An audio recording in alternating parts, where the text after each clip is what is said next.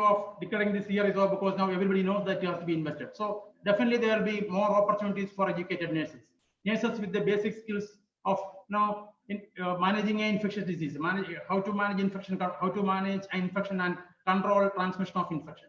Not the super specialty or higher end care. We need basic care. Like we were reorienting nurses in or upskilling nurses in the basics of infection control during the COVID. Like one of the program launched by TNA, which was essentially meant for nurses, a video module on upskilling for COVID. It was used by so many doctors and other healthcare workers. They asked for permission because we were lacking skills on. A nurse who was working in a highly sophisticated critical care unit in a cardiac ICU or a neurosurgical ICU or such intensive care areas were less equipped to manage a small viral infection because we were not giving thrust on such areas. So there will be a lot of reorientation. In addition to that, there will be exponential growth of opportunities. Right now, because TNA has an agreement with the government of UK, United Kingdom, almost every day we are getting calls how to speed up or fasten up recruitment of nurses or transport or travel of nurses to UK because they are having a severe shortage. Pre-COVID itself, almost 45,000 vacancies. So this way, the opportunities are going, but the task or our job or our task is to equip nurses with newer skills, basically basic skills or back to basic skills, and train them to manage more of health promotion and prevention. Already we have a lot of things in our critical care management, but we have to reinforce our basics, our infection control practice or managing infectious disease, restructuring the curriculum for more practical, and also we may have to foresee situations where physical classrooms and direct mouth-to-mouth teaching may not be possible, where online learning or online modules become a part of any course, especially a course like nursing or healthcare. Like when there was a discussion on national level with IMA officials and other healthcare workers, the main question asked was, if a battle is going on, if a war is going on between countries, whether we will stop training of military. The same thing is happening now because almost other than online classes and simulated learning, the nursing or medical training has taken a back seat and it has been almost stopped or only partly happening. So maybe in the foreseeable future, we may have to definitely think about how to go on with whatever happens, or pandemic or epidemic or whatever it is, or any other disaster also, we have to continue with the training of health workers, especially people like nurses. So definitely, I'm sure expert speakers who are enlightening the participants will definitely speak on evolving challenges and opportunities for nurses. With all the best or a fruitful day for all the participants. I'm sure this will be highly useful, and wishing you all a best session of learning and updating. Once again, thanking the organizers for inviting me for this inaugural function. Thank you very much. Let me conclude. Thank you, sir, for taking out your valuable time from your busy schedule and being with us. Reverend Dr. John Tekekera. Undeniably, it can be said that he has comprehensive knowledge in all the field. He is a man of wisdom and genuinely wants others to benefit from his insight. He is always open-hearted and easily accessible. Father, now the platform is open for you for moderating the sessions. Thank you. Thank you, Bindu. Good morning to those who are joining from UK, and good lunchtime for those who are joining from the Middle East, and good afternoon to my friends, Indians from different cities, and good evening to those who join from Australia. And it's a pleasure to be with you this afternoon, and we have the best topic to discuss, and we have also the best resource persons to discuss on this topic. I noticed that all these panelists are really practitioners and academicians. So they can certainly give you a comprehensive picture of the problem being discussed. I'm proud to introduce to you Dr. Padmaja Devi, the keynote address person, the Best Nurse Award winner of TNA 2017, National Florence Nightingale Award winner 2018, Asianet Best Nurse Administrator Award 2019, an author of books and articles in the field of nursing and hospital management, a right practitioner and academician from Sri Chitra Institute. Wonderful to have you here, ma'am, on this platform. Welcome you very cordially. I'm also happy to introduce to you Dr. Mercy. She had MSc from Rajiv Gandhi University, Karnataka, PG certificate in teaching from Auckland University, and PhD from Melbourne University, Australia, a member of Australian College of Nursing with a vast experience of over 25 years. Her passion is basically pediatrics, teaching, and research. She's also a national and international speaker at various forums. Welcome you very cordially, Dr. Mercy. We have Dr. Shobha Rani Shetty joining from the UK. She started her career in the UK as a forensic mental health tutor, now working as assistant professor of University of Dublin, Ireland. She has a long list of master's degrees, MSc in psychiatric nursing, MA in psychology, MA in de-addiction, the list goes on. And the apex of that is PhD in women's studies. So we have a good resource person from UK, a different context to give us a different version of what we are talking about. We have an experienced and eminent representative of the men among the nursing fraternity. So that is Dr. Pradeep Prabhakaran Nair, is presently with the King Faisal Specialty Hospital and Research Center. And he has been appreciated by the Armed Forces Kuwait, the US Army, and the UK Royal Army. He has footings in UK, Saudi, and Kerala, maybe a cosmopolitan personality. Presently doing his PhD in cardiovascular nursing, and he is also suffering a bit of COVID because his PhD results is not yet announced. Other than that, everything is ready with him. And presently working as the course director and coordinator of pediatric cardiology care. So now I'll leave it to the panelists to expose the various nuances of the topic. And the senior most among them, Dr. Padmaja Devi, will certainly give us the keynote address, which will lead to more of deliberations. Over to you, ma'am.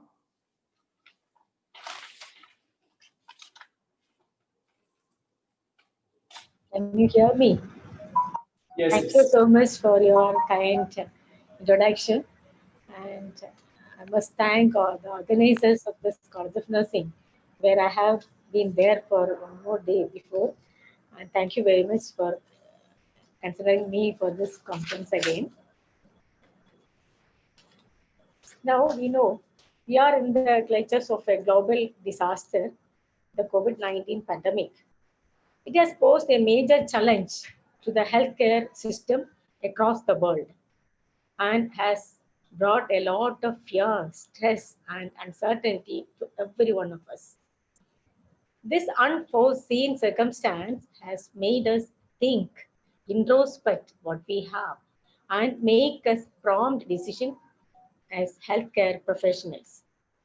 We, the nurses, are committed to serve the society, and still the biggest challenge we face is to care the patients and cure them with COVID-19.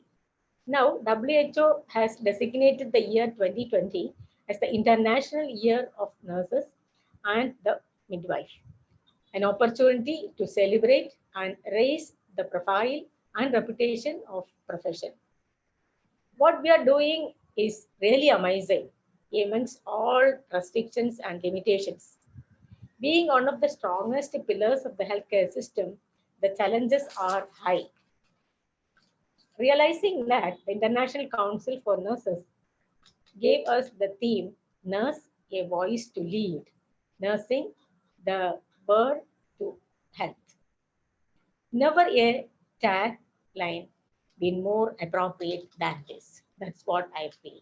May I now show some of the few slides which I have prepared? We'll share that.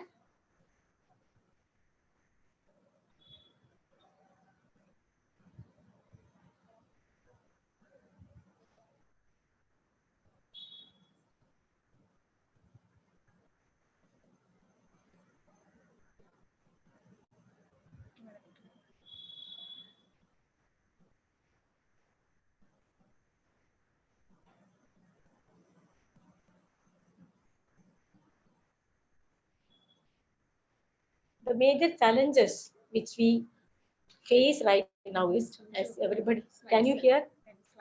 Is it the slides visible? Yes, ma'am. Yes, ma'am. Go ahead. Okay.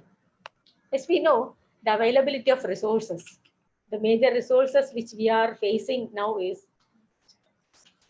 that is, major challenges is availability of, non-availability of skilled nurses in all areas, whether it is in the hospital or in the clinic or in the primary health center like this or major hospitals, wherever it may be, or in the community, the availability of resources as in the form of skilled nursing is very less. And also the availability of other equipments, facilities, materials to give care to the people, and also other resources like educating the nursing system and improving the skill and knowledge of the nurses is always limited. Within the limited facilities, our nurses are doing their best in their scenario. What about the distribution? Whatever resources we are having, in most of the areas, we find there is an unequitable distribution. Sometimes there are pitfalls. Some are getting more, some are not getting, not at all getting anything. Even if that distribution itself, some discrimination is also noted that have been put up by some of the medias also, and that is painful to us to think. And how we can retain the staff and also the facilities which are getting economic use and also boosting of the morale and standard of the nursing team, we can retain them, because the frustrated situations make them fluctuate from one place to another, and the uncertainty will go higher and higher and higher. The effective utilization, we should think, are we utilizing the resources we are getting to the maximum effectiveness and to the people who are really in need of it? Especially if we are caring the COVID patients, are they getting adequate education, adequate distributed items available? Are they being taken care of properly? And whether the effective utilization of equipments and facilities available are being there. Next is common problems we face across the country is shortage of experienced nurses, as I said before, in all areas. We cannot exclude a specific area which is surplusly furnished or surplusly supplied with the nurses. But even when we are coming to a crisis, usually what we see is reallocate the staff which are better skilled and then focus them to an area where we need to focus there, give better care in another area. That situation is there. Even now we are practicing in this scenario also. And also we are making other resources and the people with the better skills for this venture. Second thing is inadequate training facilities in crisis, incorporating the main workforce to solve the problems. Usually when the people, when the policies are being made, the end user or the people who are working in the peripheries are not being attended and taken their opinion for this. If you are making them also included in this uh, training facilities and getting them trained, this will be more adequate and the workforce will also become strengthened, because we are attending to this minute problems which are being faced by these people.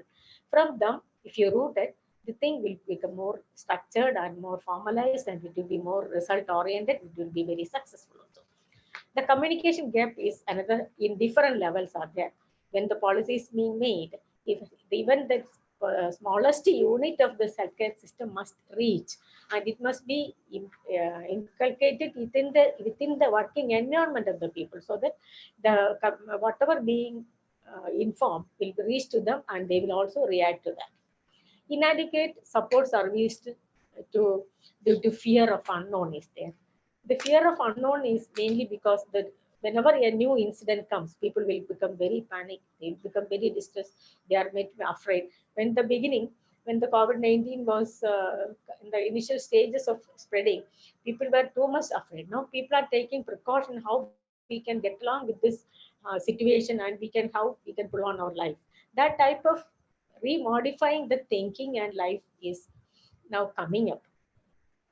Another issue we face is involvement of externalities and the people with the selfish motives that starts from the minute people, that common man of the local or the smallest leader to the highest level, where the nurses are being at times put under stress. This stress also make them disheartened to work more. Wherever possible, we must booster them and make them come forward so that they will be strengthened. They can be brought together along with the whole system so that we can make the health system more productive. Another thing, shortage of equipment and facilities. When we say about shortage of equipments, even some of the situations we have seen, even the basic things are running shortage. But in the COVID scenario, PPE was the main issue we have heard at large. And also from PPE to ventilator care. The transportation facilities are lacking. The people are finding very bad accommodation facilities. Even the staff who are going to the COVID care centers, they are also facing a lot of problems and insecurity. Their transportation is being affected, their accommodation is affected, and personal safety and is not taken care of. Security of the workforce is not attended fully. So, but it doesn't mean everywhere it is there. But in certain areas, we find it and inappropriate incidences. Concern of the safety of the family members and the community at large is another issue, especially when a nurse come to take care of a COVID positive center, then care center, then the whole family are afraid when she is also going to bring disease to our family also.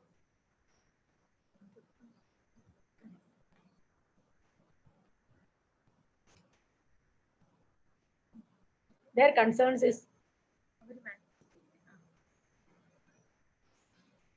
safety of the family members and the community at large. It is affecting because the people who are working among the people, the family members also are afraid because the threat of the disease.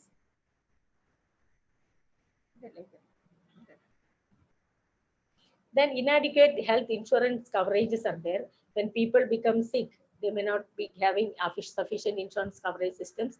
Some agencies are there, some support is being given by the government, but it is not fully satisfied by the people, and it is not enough also. Involvement.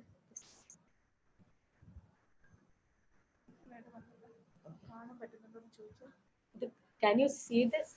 Everything is okay, ma'am. You can go ahead. Thank you very much. Inadequate quarantine facilities are also there, especially people with disease conditions. They are sometimes in something is wrong. Something wrong. Okay.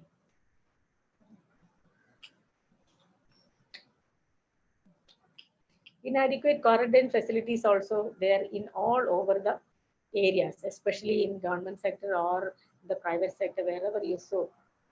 Private agencies, I mean private agencies who are arranging. There also their facilities are very less, and the people are finding it very difficult to adjust with the quarantine facilities which are being given to them. But in some areas it is.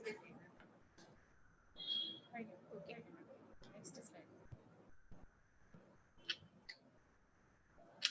There is some issue with that slide moment.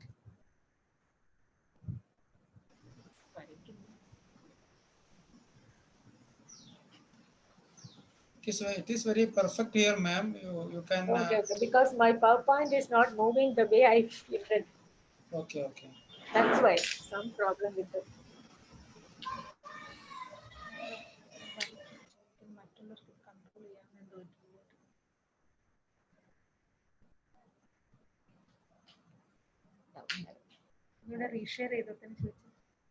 I think Ma'am, you can stop sharing screen, and you can restart sharing, and meanwhile you can talk. No issues. You know you can speak the topic also without depending the slides. It is okay.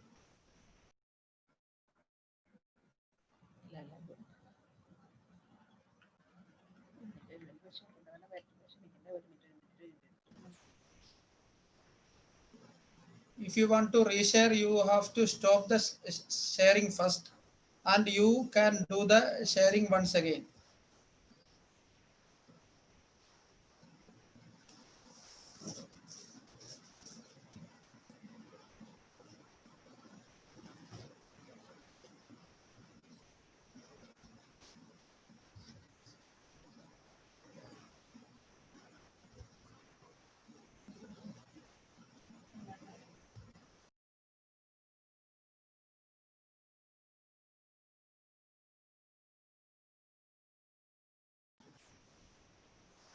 Meanwhile, the moderator can intervene in the meeting and you can manage it, sir. Yeah, I think someone is trying to hide the screen or something. There were some annotations coming on that. But then, ma'am is not comfortable with that. Shall we move on to the next?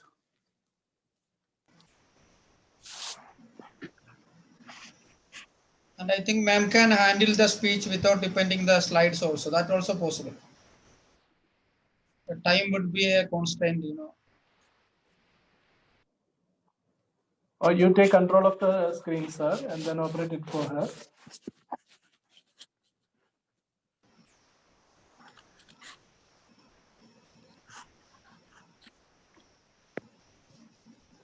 I don't know how much time is remaining with her. If it is for a pretty good time, then they can send the PPT to any of the organizers and we can manage it.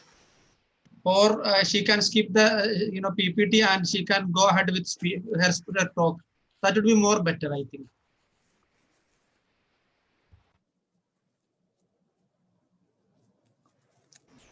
Or you have another option, sir, Father John. You can invite a second speaker for the dais, and we can wait for ma'am next session. I'll do that because I'm not able to see ma'am online now. Yes, that would be better. We can wait for ma'am, and you can. Let us wait for ma'am. She's rejoining, sir.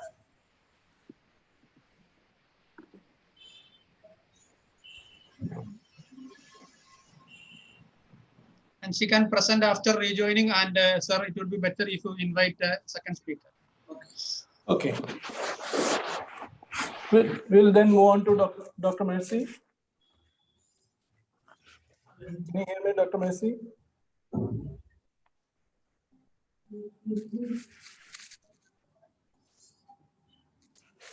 Can you hear me, Dr. Mercy? Yes, I can. I thought it was Shobha. Okay, then you may proceed. I request Adam to give an information to Padmaja madam that we'll be getting her back. Please.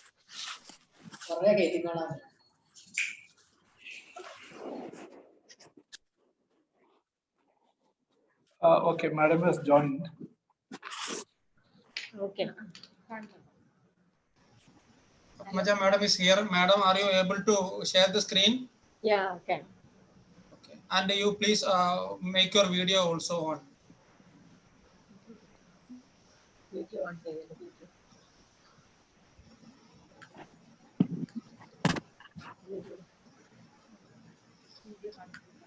Video.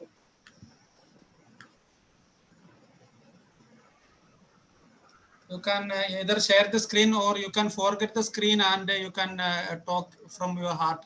You know, you don't want to depend on any slides. Right. You are the most knowledgeable person, in this fraternity actually. Okay. But still, when I prepared some slides, I thought. Okay. That's It's it. up to your comfort, your discretion. I'm just conveying options for smooth conducting. Okay. So that's very few words only now. Other associated challenges which the nurses are facing now is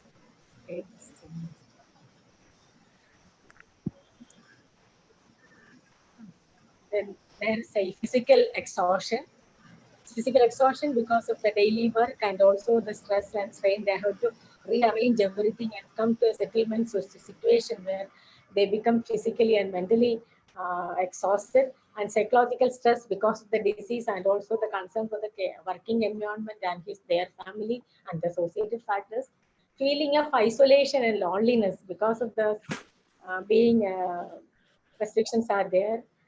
Then quarantine is there, isolation is there being felt because the staff are getting away from their family and working in an environment which is entirely different for them to be familiar with, and they are adjusting with the new environment. Lack of other engagement, especially the people who are engaged with this work and others who are sitting at home will also become distressed, and everybody feel an encapsulated feeling that is they're being restrained to so many activities and they are kept away from the social mainstream life. And the burnout situation they always feel, and discrimination in availability of and distribution of all items like consumables or other facilities of living is being felt by majority of the workforce among the nurses.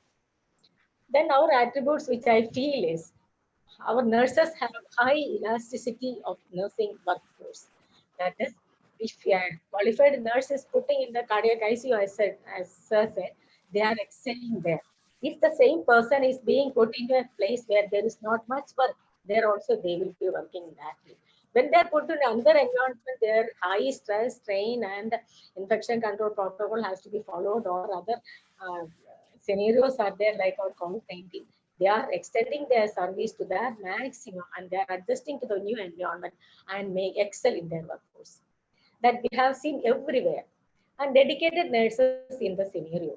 We know so many nurses are coming forward even without taking care of their financial gain. They are dedicated to the work.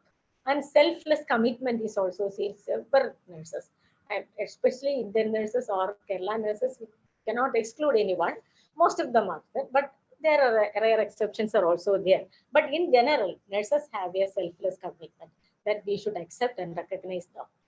And high literacy level of the nurses, especially now the conferences are coming up, even otherwise, or after the basic nursing, majority of the nurses go for higher education and update their knowledge. They come forward with their own updated knowledge so that they are also dispersing the knowledge among the group and it is percolating to the patients and the care system itself. And the public awareness and the health conscience is another area which is challenging the nurses. And it is also, it's a good attribute also because the public awareness about the preventive aspect of the disease is being well practiced. Now, if you see, even the smallest children will be able to say how to take care of their health against COVID-19. And we have a high level of human education. That also is another attribute which our healthcare system can come forward and excel in every area. And voluntary organizations are several in our place so that they are all coming forward and doing their best. And their dedication in all areas is being seen in without any fail. Our key strategies, which I feel is, we have to stabilize the nursing workforce to ensure delivery of safe and effective care. Strengthen the role that nurses play in population on public health and planning. Enhance the role of nurses within the multidisciplinary team and as part of a wide transformation of health and social care system. Here, if you incorporate the nurses, now there are many areas where nurses are being taken into the mainstream and in policy making and decision making and also healthcare planning models which are being made, nurses are being involved. And now we know our Indian Nursing Council and TNA are giving high value to incorporate our nursing force to the mainstream and make them a great success. Now my short. Now that's let us have, when you go back, the work of nursing community in India has taken and educate and train nurses regarding the HIV and AIDS program, which we have seen before. And along with the nursing community and the Nursing Council, we could spend a lot of effort to train the nurses all over India against and taking precaution about HIV and AIDS. That success we could achieve because of the nursing community in general and the corporated and integrated service and effort taken by the nursing community. And we feel, and I feel, this is one of the best opportunity for nurses to come forward and do, and they are taking their best in all areas. To conclude, best wishes to all, keep safe and well, be kind to yourself and be kind to each other. Together we can tackle the current local and global challenge. Thank you all once again. Thank you. Thank you, ma'am, for your presentation. I see hands coming up, but we'll take the questions towards the end of the seminar. We'll go ahead with the presentation by Dr. Mercy.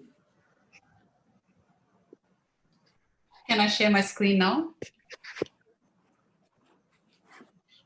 Yes, ma'am. Go ahead. This here.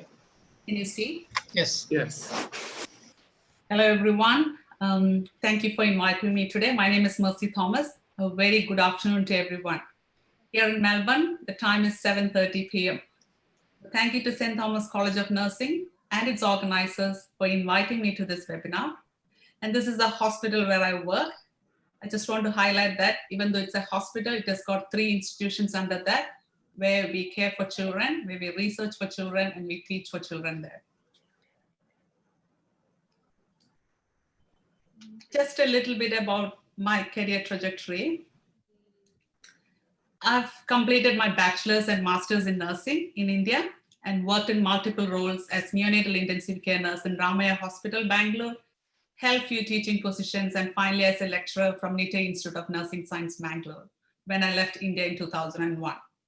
In 2001, I moved to New Zealand, a place called Christchurch, and I worked in Christchurch Public Hospital as a casual nurse, and where you could be allocated to any department. That means whichever shift you get in, you could be in pediatrics or in adults. The reason why I want to highlight that is the educational preparedness that we have in India, that we can work anywhere in the world. However, the highlight was the clinical practice guidelines and the protocols the hospital had for every procedure as well as for the clinical care. These resources supported me to maintain the standards of care that the institution expected from every staff. So there were no assumptions or recollection of what we have learned in our undergraduate degree. But I was more passionate about getting back into my specialty of pediatrics and have realized Auckland has got a specialty hospital called Starship Children's Health. And I moved to Starship as a surgical nurse, an educator of that surgical ward, some teaching at the University of Auckland, and left the organization as a workforce development coordinator. And here I am now in Melbourne, in a state of Victoria. Started as a nurse educator of the graduate nurse program. And it's a program where we recruit registered nurses straight after university and provide intensive education, pediatric specific education. And I've implemented quite a lot of initiatives within the hospital and had the joy of teaching pediatric nursing at different universities in Melbourne. You can see that's a beautiful picture of New Zealand and where I live now in Melbourne here. So now I'm a full-time PhD student, haven't completed my PhD yet, where I'm enjoying my student life again with no heavy responsibilities, but happy to share my challenges and experiences as a nurse that I've encountered in the last 25 years. None of us will forget who is Florence Nightingale, isn't it? The world famous nurse and founder of modern nursing. And this year we are celebrating the 200th anniversary of the birth of Florence Nightingale. And in remembrance of that, the year 2020 was designated as the year of the nurse and midwife by the World Health Organization. Yet at the rate the things are going, 2020 is more likely to be remembered as the year of COVID-19.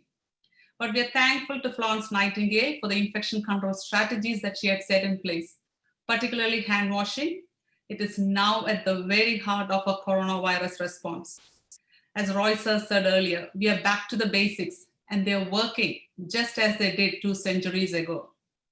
Some few pioneers in Australia, Lucy Osborne, she is considered to have played a critical role in establishing modern nursing in Australia. Whereas Pat Slater is considered a modern leader in nursing education, played a major role in progressing hospital-based training to tertiary-based education. There are many career pathway options that we nurses could choose from. And nurses can develop their careers in either clinical practice or education pathways or research pathways or management pathways. Though the roles and responsibilities vary, we are all working for the betterment of our patients and the families. Registered nurses comprises the largest healthcare occupation in Australia. And in 2018, there were around 276,000 registered nurses in Australia. And I just want to point out that the roles that you see in these slides are not horizontally equal. Rather, a representation of various roles in nursing profession and are not limited to these. You can see the richness and the diversity of roles in our nursing profession.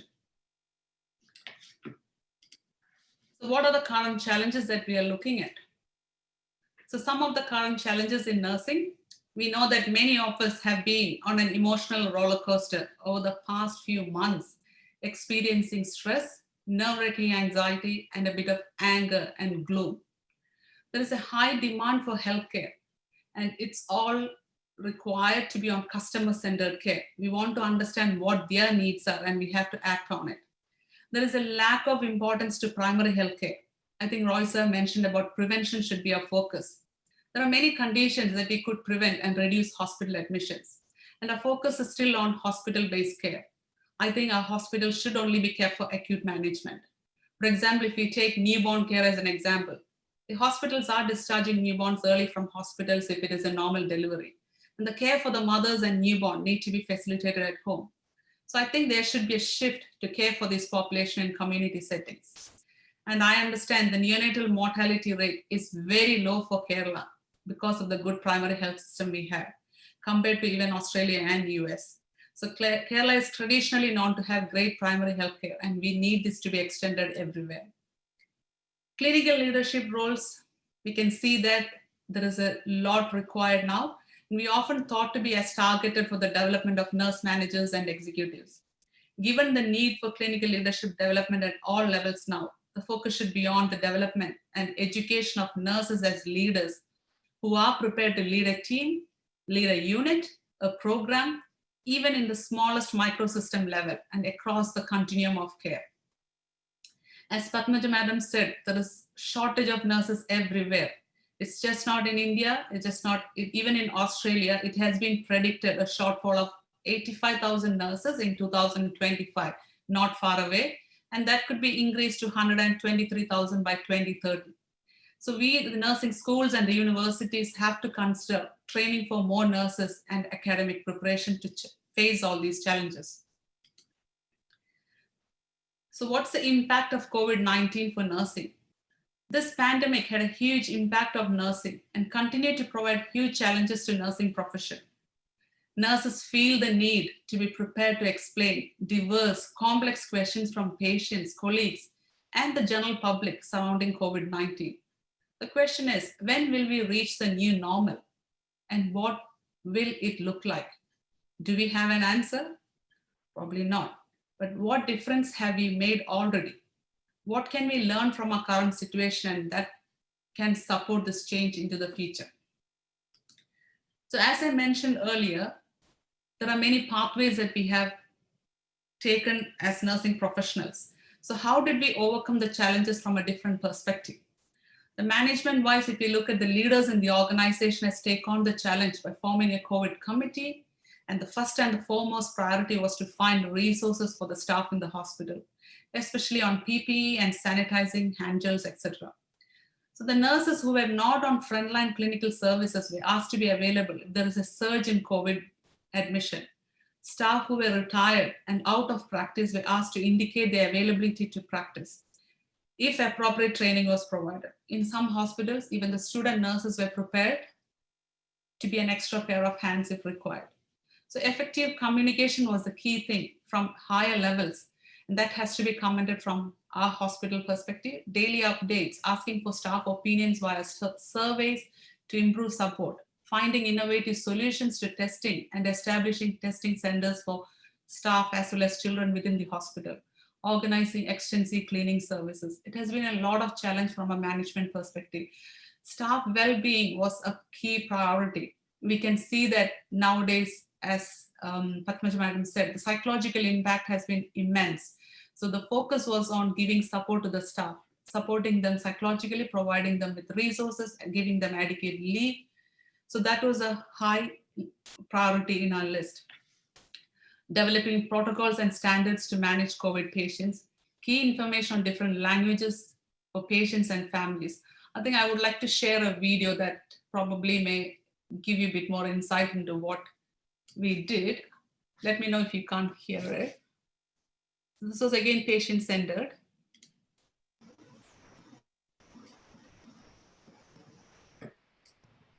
Did you hear that? No.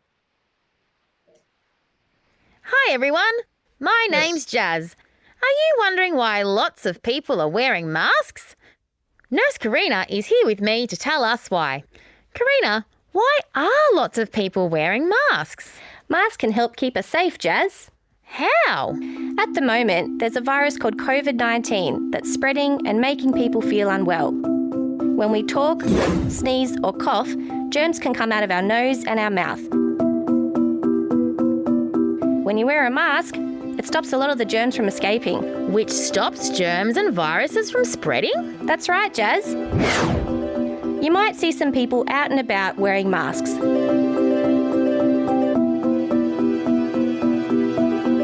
and lots of people working and visiting the hospital wearing masks. It doesn't mean that they have COVID-19, but just in case, they're wearing masks to help stop any germs from spreading. They look strange. Yep, but underneath the masks are friendly people with a big smile. Is that all we need to do to stay safe? No, there are other super important ways to stop germs from spreading and to stay healthy, like washing your hands, keeping your hands away from your face, staying home if you're sick, coughing and sneezing into your elbow, and keeping 1.5 metres away from other people. Well, that I can do. Great. Thanks, I will stop that there. So those are the sort of resources we try to develop for every age level as well as for every language level, so that people can understand what we are trying to communicate to them. From an education perspective, if you look at, there are a lot of mandatory training we've put in place, a lot of educational videos and flyers. We even have upskilled nurses to work in intensive care just in case if there is a surge in the number of children getting admitted in ICUs. And we know technology is now our friend, because we have introduced a lot of virtual education sessions, and one you're attending now. Research-wise, there is a hold on most of the research activities other than COVID related. So at the hospital, we have implemented a research on to identify what's the impact this COVID-19 has got on nursing staff and how we are delivering family-centered care. So that is happening right now. And at the same time, there is another study that's happening is the BCG vaccine that we all have taken as a part of our childhood vaccination for tuberculosis. They are looking at to see whether the BCG for COVID-19, whether that will have an impact on the healthcare workers to reduce the intensity of this virus impact. Clinically, we nurses are great. They're excellent at problem solving. We work around and we make things work, adapting to all sort of solutions. So we embrace the technology. We attended staff well-being session. We know that we had to provide a lot of patient and family support, because obviously there is a restriction from families coming and visiting the patients in the hospital, so that extended family support has been stopped. So the nurses have to take on that additional responsibility, and everything was managed in a professional way. And we have turned up to work every day. People didn't call in sick to say that they are worried about their own safety. They did turn up, and that I believe that is what nursing profession is. So just a little bit about the Australian success and the ongoing challenges we had. Australia was really good in managing. We had you can see the surge was there in April, but we managed really well. However, the rest of the Australia is still managing well, other than the place that I'm living in, it's Victoria. We can see that the surge is going up high. And the statistics say that 89% of the people don't isolate when feeling unwell before even get tested. And people who when get tested, they don't isolate, still waiting for the results. So there is a lot of lack of compliance from people to follow the instructions. And stay at home means you should stay at home, which sometimes people can't understand and can't follow. So the rates are going up. So that's another statistics of the death rate that is going up around the world. And you can see Australia was keeping it below 100, below 200. Now the rate is going up as well. And today was the saddest day. That is a 20-year-old youngest patient that has died in Australia. So I believe our hope, we all are waiting for the vaccines to come, and fingers crossed, we may get a vaccine soon, hopefully in the early 2021. So just a cartoon, 1.5 meters, isn't it? If people can maintain that, we can control this. We nursing profession, we preach, and how much we see people not practicing it. It's a little bit about New Zealand success, because I still believe that I've come from New Zealand because I've worked there for more than 10 years. New Zealand was successful for 100 days without community transmission, and they were feeling pretty good up until Tuesday this week. However, they also had to face the surge in the COVID-19, and currently there are 49 cases that are happening there. And they have taken the same measures like everyone else around the world. However, they closed their borders very early as soon as they heard that there is a virus that's happening everywhere. And more than that, it's the empathetic leadership that has been facilitated by the Prime Minister of New Zealand, Jacinda Ardern. Her effective communication. She has built public confidence, so people complied with the rules. They maintained social distance, they stayed at home, and she claimed that it is a unified work of a team of 5 million. So they got a small population compared to the population in Australia or in India. However, they managed to contain the virus. So they have beaten the virus once. Can they beat it again? We may have to wait and see. So what are the lessons that we learned from this pandemic? We know that as COVID-19, they're spreading around the world, and healthcare leaders and clinicians who are currently dealing with this rise in infection rates can learn much from those that have hit with earlier surges of infection. A global pandemic on a scale that we have never seen before. We know that the speed at which from a concept to implementation has moved quickly. I have never seen that, to establish systems, process, and implementing the change at a speed that we have never seen. We have incorporated technology in provision of care, and we know that health workforce have always been behind in that, but we didn't have a choice now. So we have to extend that via telemedicine, via Zoom, via Skype and other platforms. So we are speeding up our resources. And standardization of clinical care. Clinicians taking care of COVID patients, they're looking for standardization, and I've never seen the hunger for this. We all like to have standardized practice, but the COVID-19 management has been standardized throughout the world. Protecting the workforce, as I said before, the safety of the staff, self-care, taking care of colleagues. There has been a massive push during this period. And the other disheartening thing that we can see is the huge impact on the vulnerable population, like aged care, women and children, and the disparities among socioeconomically disadvantaged population, racial disparities, everything is on full display here. So now we have a renewed opportunity to close those gaps, reduce those disparities, and to make an impact to our patients and their communities, and to improve the health of all of our citizens. So what are our future perspectives and what are our strategic priorities? This is what I have thought, and I'm not saying this is the right way, but we are saying we need to be proactive in policy development, engagement with community, involve consumers in our care, understand what do they need, provide leadership training for all the leaders, identify champions and connect with clinical partners, translation of research into practice. I'll explain a little bit more on this. We as nurses, we are committed to care. We are committed to innovate, to educate, and to serve. This has never been important, and we have never been more committed. And I believe if we are going to do this right, we can't do it alone. We need the support of public officials, the community leaders, and religious institutions, those who have been and continue to be invaluable partners. So what should be our workforce of the future? And I believe, think like a customer. What do we need? Based on that, we can grow as a leader. And our focus should be on consumers, and there is no reason for compromising patient safety. We are responsible for their lives. Our attention should shift from hospital-based to providing services in community, near to the patient bedside, near to the patient home. Outreach education services, I would say that communication has never been easier. We have learned the technology to train even in remote areas. So universities and colleges should consider this option for nurses working in remote areas and those who would like to upskill clinically or in leadership roles. And we need to have emerging leadership opportunities given to them.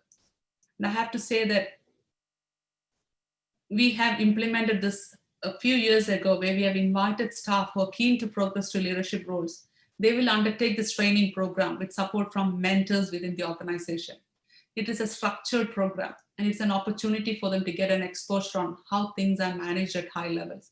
And that is called succession planning as well. And translating the research into practice.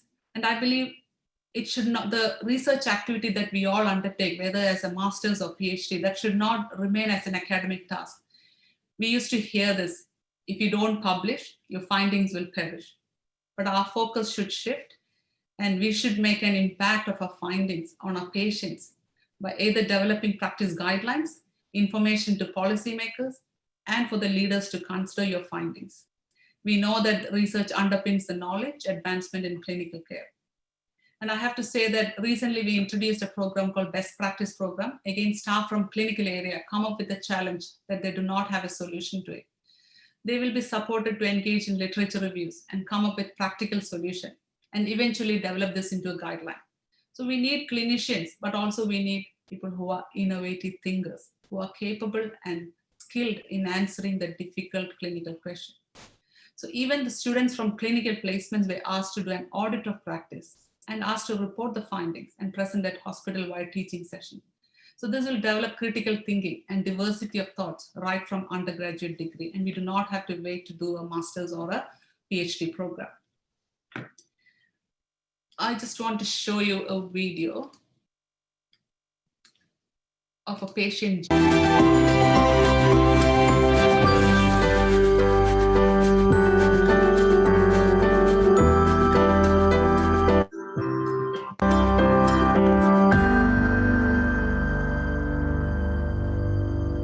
I think that was the ending of the video.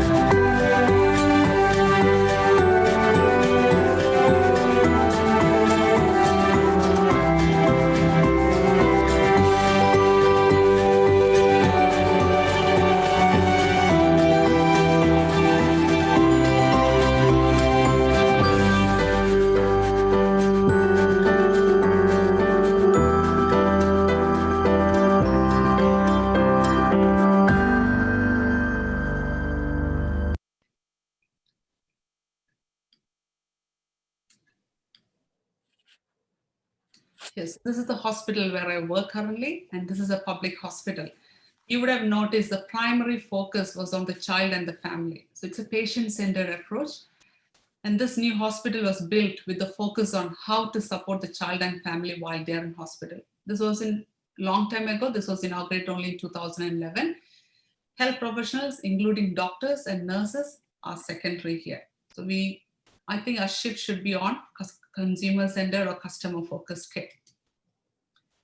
So to summarize, I would like to say we all have a role to play, and patient safe is everyone's responsibility. Same as improvement of care is everyone's responsibility.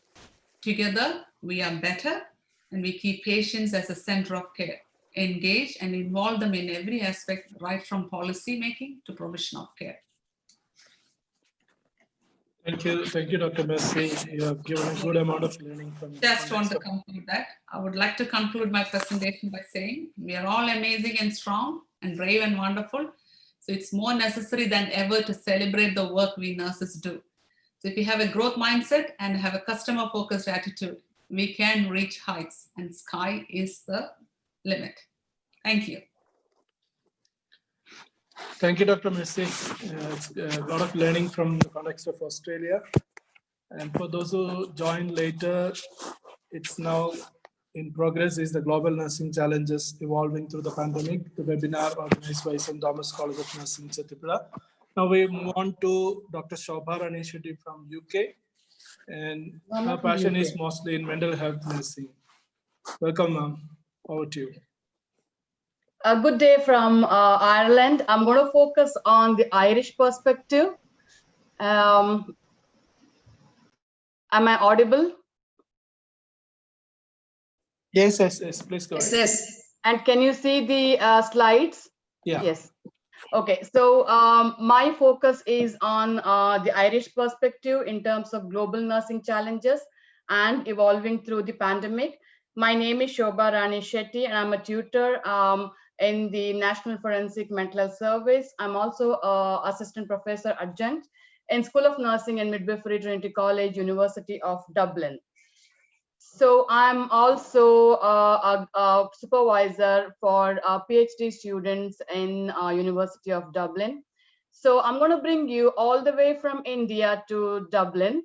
The Ireland, you can see there as a small island, a country near to the UK. So therefore, I'm not going to concentrate on UK. I live in Ireland, so it's all going to be Irish perspective. And mostly what I'm going to talk about is what we did in our service in line with the national guidelines. So Ireland is basically a financial, IT and pharmaceutical hub, and very famous for its Irish shamrock, the Irish stew, the Irish dance, the Irish coffee, the whiskey, the Guinness, Crystal, so on and so forth. So we have very good connections from India and Ireland.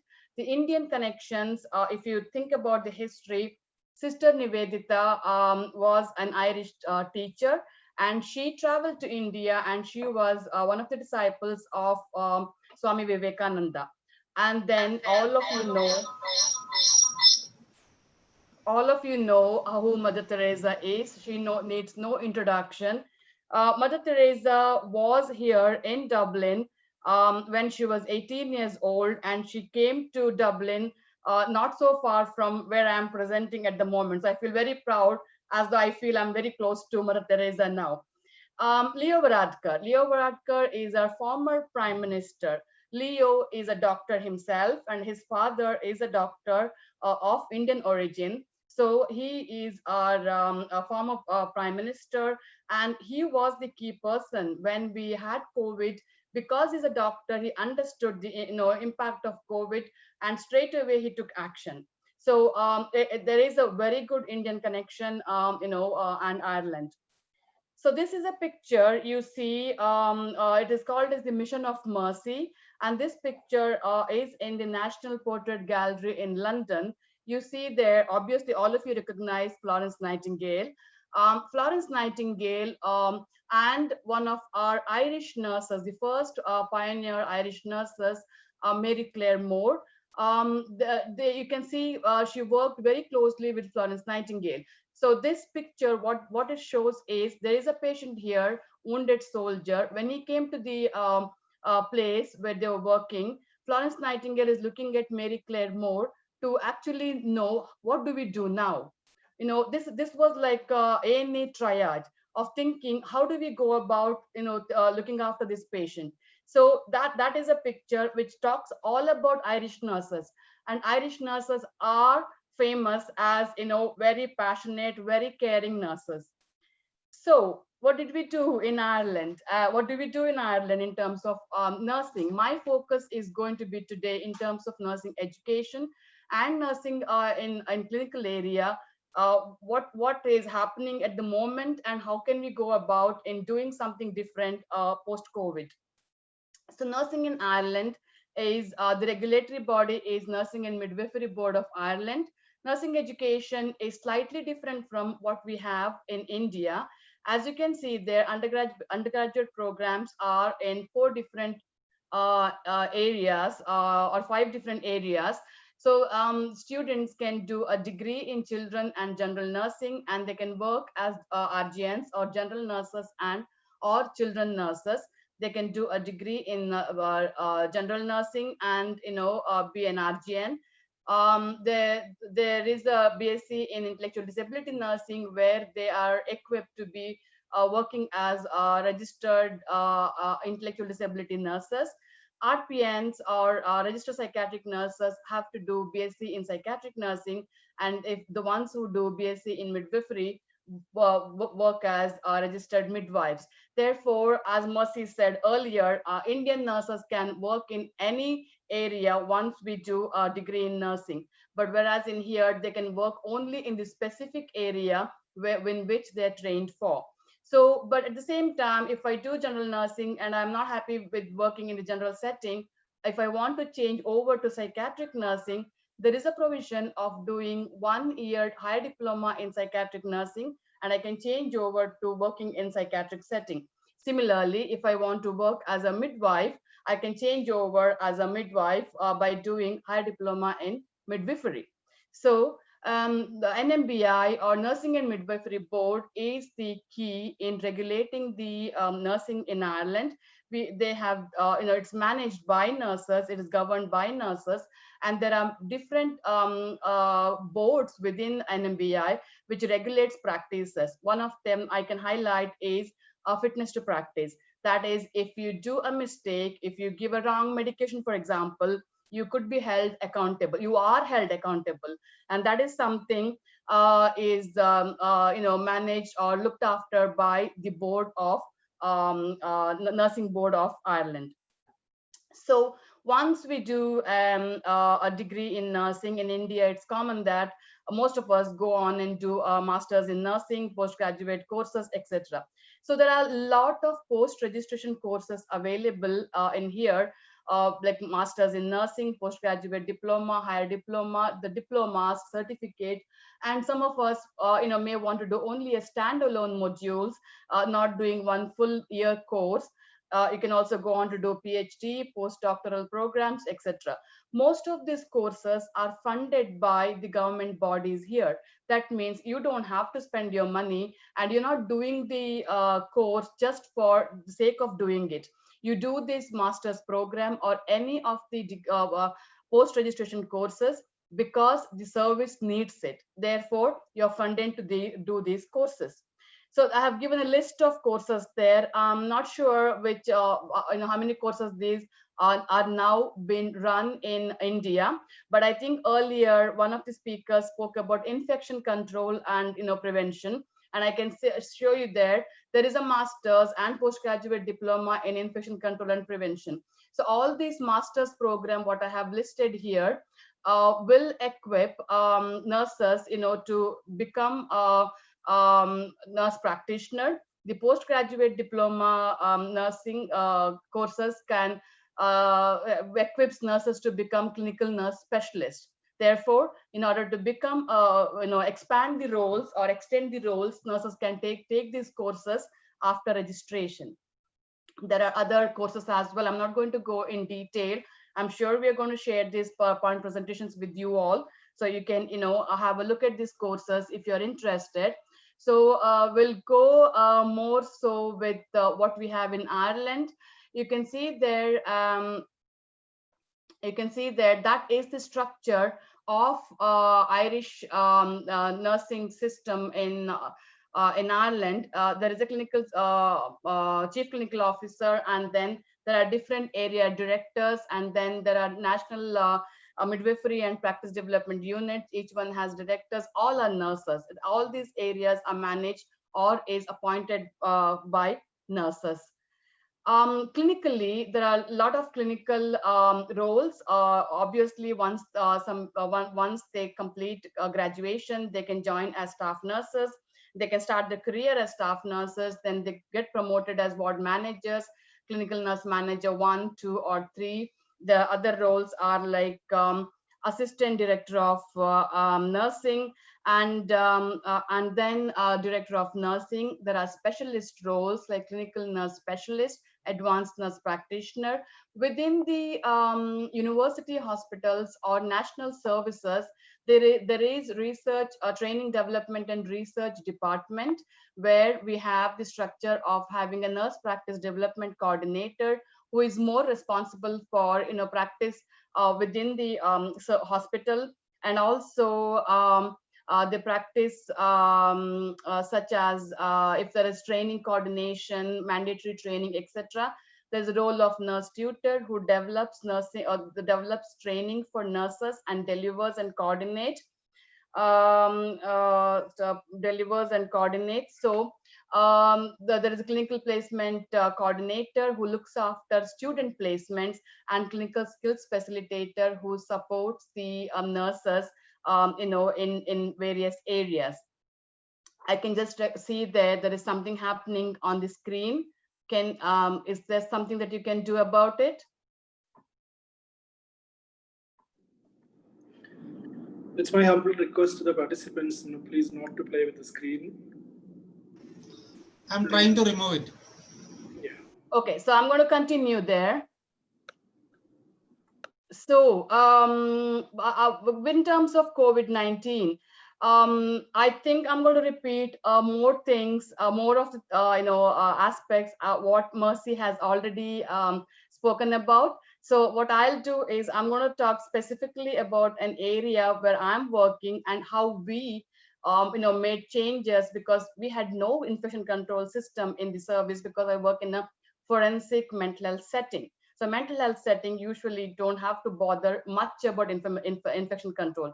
We do have a policy, but we didn't have a team. So now with the COVID-19, when emerged, we had to make a lot of changes.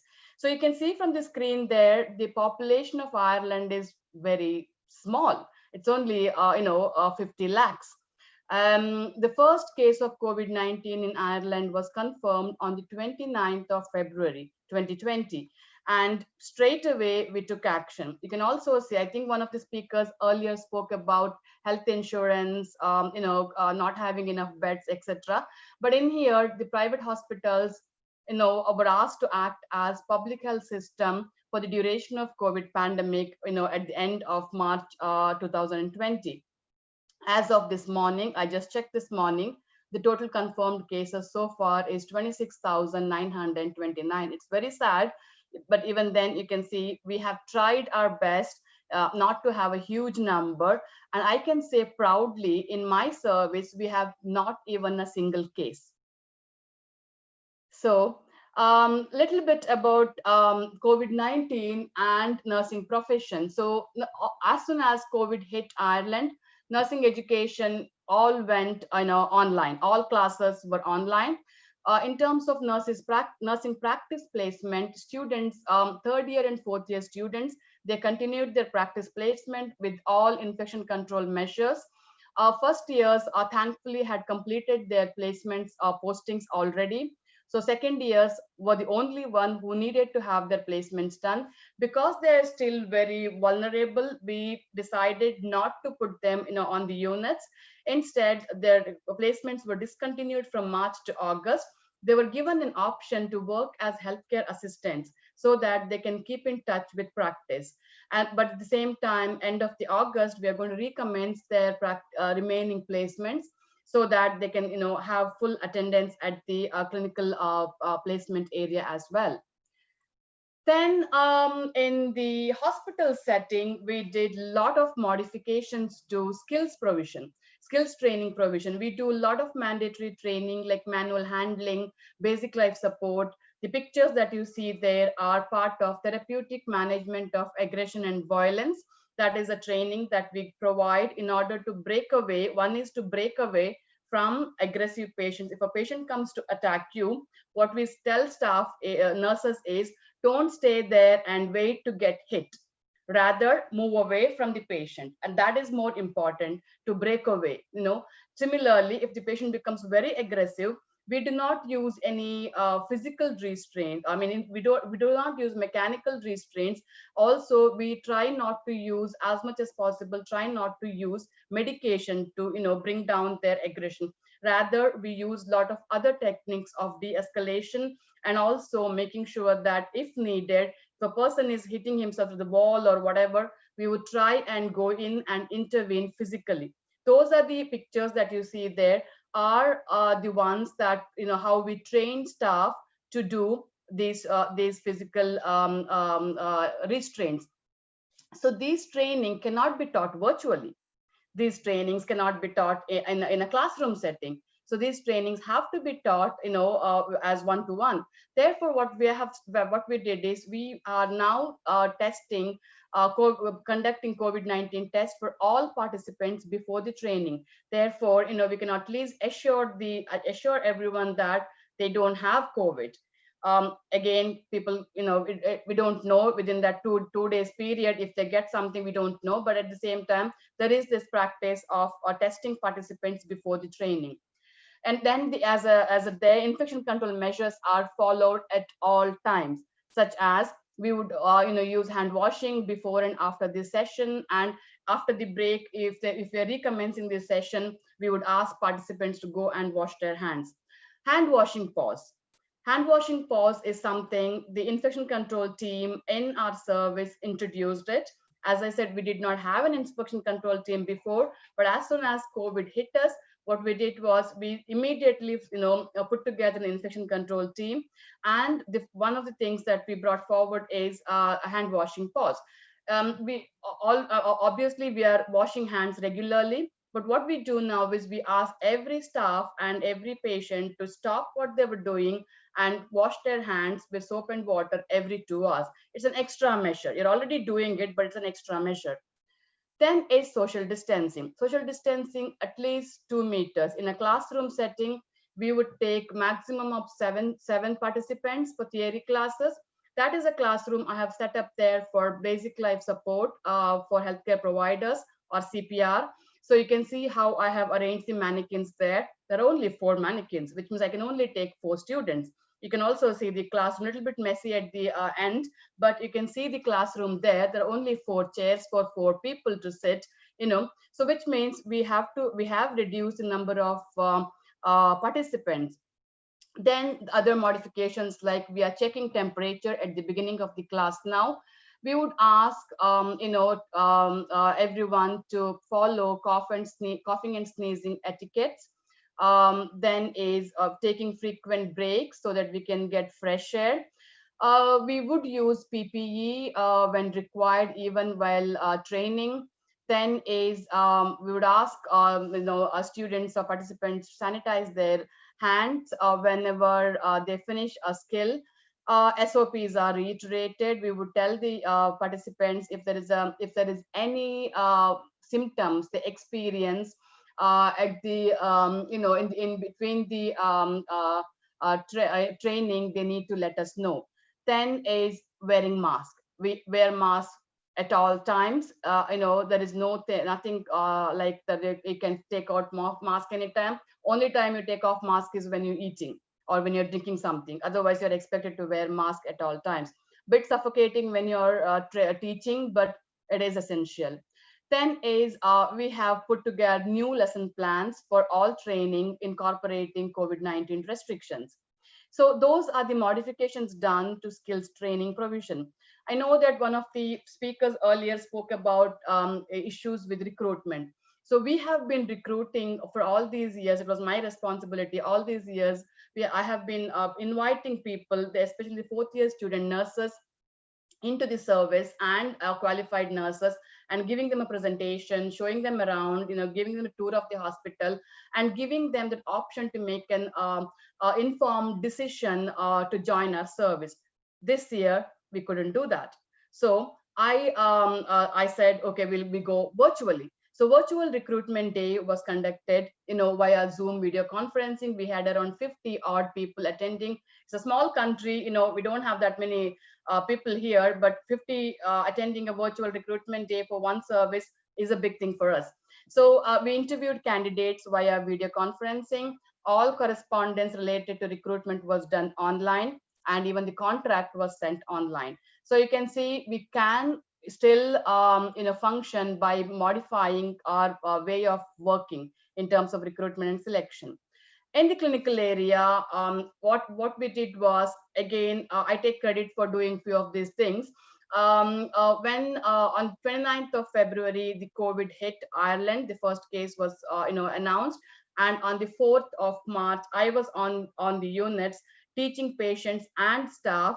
I got a laptop and a projector, went around all the units, taught patients and staff, put on the video on hand, WHO video on hand washing, showed them how to wash hands. That was the basic. As Mercy said earlier, we have to go back to the basics, and basics could be taught in different ways. We couldn't go and wash hands everywhere, so that was the way adopted. So then was testing all patients. We tested all our patients to make sure that we have nobody in the service, who were positive. In fact, we utilized reverse barrier nursing because staff were actually more dangerous than patients. Our patients were like psychiatric patients were not going anywhere. They were admitted in the hospital. They are admitted in the hospital. Then they are not going to be discharged, in few weeks or so. So it was staff who were more susceptible to get COVID or bring in COVID than patients. Health promotion for patients, we gave health education to patients in certain terms of social distancing, hand washing techniques, sneezing and coughing etiquettes, and we had put up posters everywhere. The patients who had communication difficulties or intellectual disability, we had pictorial posters with pictures. There was we limited the exposure of staff to patients with COVID-19 or suspected cases. We had no one positive, but whenever there were suspected cases, we actually limited the exposure. Then there were practical measures taken. You can see that picture literally on the floor. Social distancing poster was put up so that everybody knew that's how you need to distance yourself, because it's very easy to get into that zone of comfort and forget all these things that's been told by WHO or any other national guidelines. This is something that we introduced since COVID, National Early Warning Scoring Chart. It's a psychiatric setting, as I said, we did not have many of these things, but this chart was utilized in Ireland since 2013. But when the COVID hit, certain things were changed. You can see here, for each of these areas like respiratory rate, SpO2, BP, heart rate, etc., there is scoring being done. So when we take the temperature, for example, if it is 39.1 or above, the scoring is 2. And then if the heart rate is about 25, the scoring is 3. So you can see that if the score is more than 3, there is a chart there which tells you how to take care of patients or what to do if the score goes high. So for example, I said total score is 5 there. When the score is 4 to 6, where it's expected that the patient need to be monitored 1 hourly, and nurse in charge need to be informed, the team need to be informed. So within half an hour, we expected the registrar to come and or the doctor to come and review the patient, screen for sepsis, and if there was no response to treatment, immediately make arrangement to transfer the patient to another hospital, or think of other measures.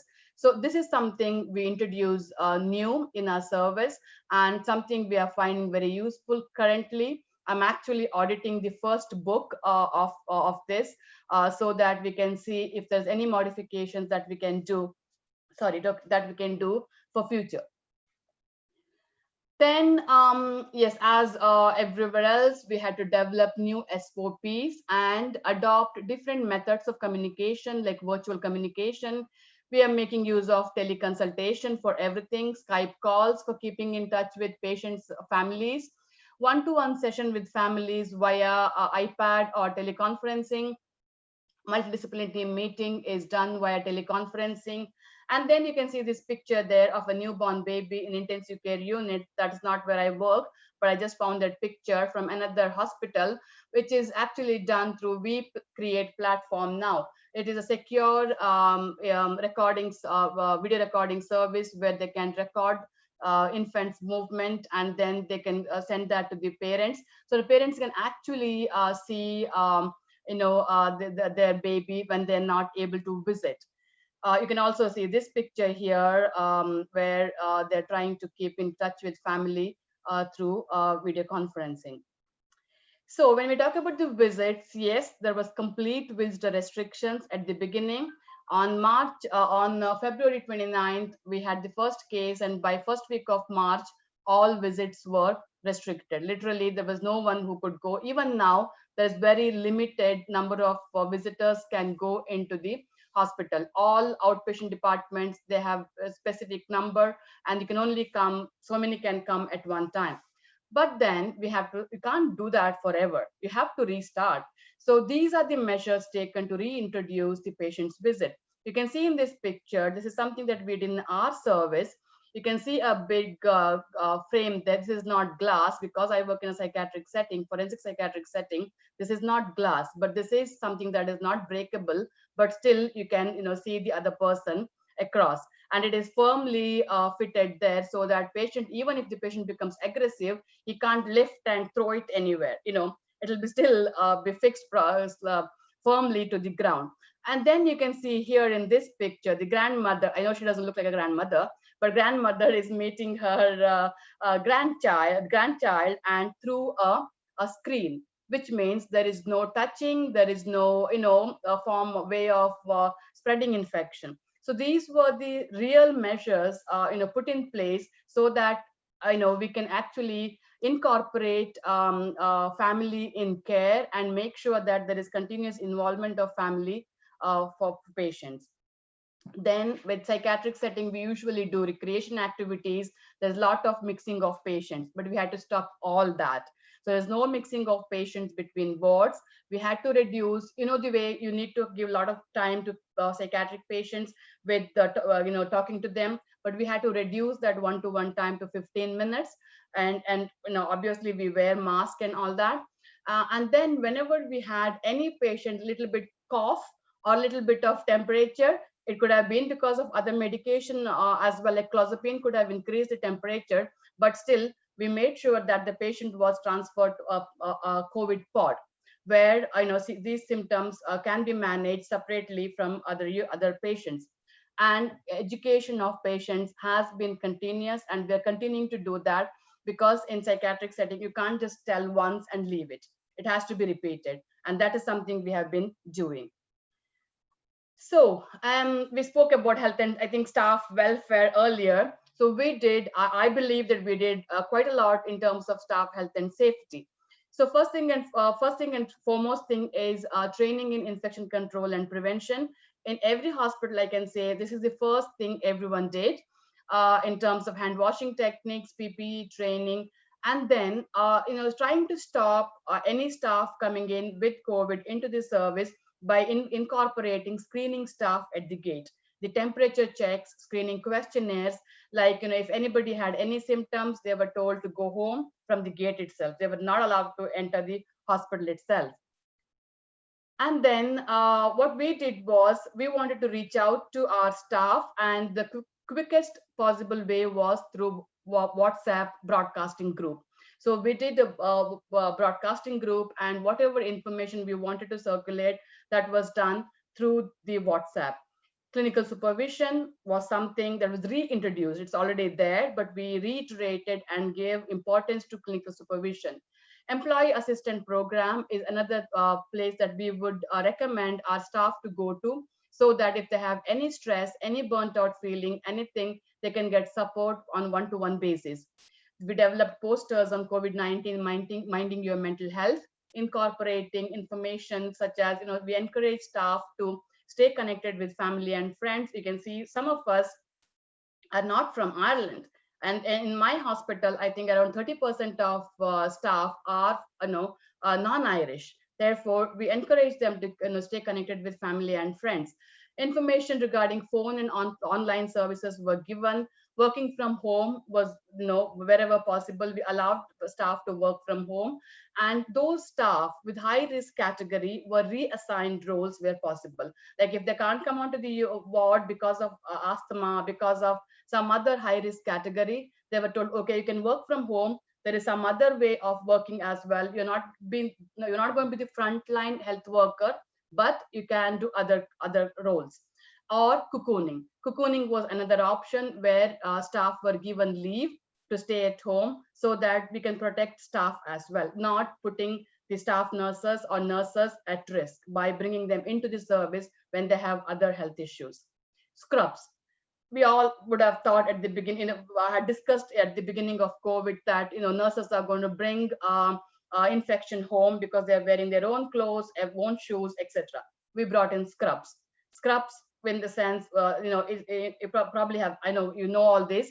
The way in operation theater they wear blue, top and trousers. That is called as scrubs, and we would have used that here. For every staff can use that, and they leave the scrub in the hospital so that is laundered from another contracted service. So which means you're not bringing the infection home. Then COVID-19 testing for all staff. We did COVID-19 testing for all staff, and alternative methods for group meetings were adopted, such as we did meetings in open space when possible. Ireland is very tricky in terms of weather. You can get all 4 weathers, 4 seasons in one day. But so wherever possible, whenever possible, we try to go out in fresh air and did our meetings. And teleconferencing and emails were used mainly to communicate with staff. One of the things I have to tell you there about COVID-19 testing, we thought we had no staff with COVID-19. But then when we did the test, one staff came positive who was actually asymptomatic. So it was good that we were able to nip that, very early and, isolate the person. So the way forward. So I also work in the university. So I'm going to just discuss with what we did. So almost 70% is online teaching, and around 30% is going to be face-to-face. So which means that is going to double our work. So there is a need for increased number of teaching faculty. So face-to-face teaching, all going to be in smaller student numbers. For example, if we have 60 students, we need to divide that group into 4. Maximum we can probably have is 15 in a big theater, lecture theater for social distancing. We are planning to take more frequent breaks for more fresh air. Wearing mask at all times. Different methods will be used, like small group teaching, divide the group, double instruction, tutorials, etc. I'm conscious of the time. I'm going to finish in 5 minutes. So online teaching, we are focusing on blended learning. There are different methods we are going to use. It's not going to be just Zoom or any other what's the webinar or platforms or such platforms. We are using other platforms, other ways of learning, like blogs or weblogs, where students are asked to log certain things. For example, if they're interested in writing some messages, they can put on the message, and that can be discussed by other classmates. It could be, it helps in actually reflecting and debating. If something happens on the ward, and they can talk about that in that weblog, and somebody else can talk about their experience and have a chat on that. Podcasts are the ones where you can record the teaching, and students can access this anywhere and everywhere. Live Blackboard collaborate as well is very important to give that one-to-one classroom session on a live online basis.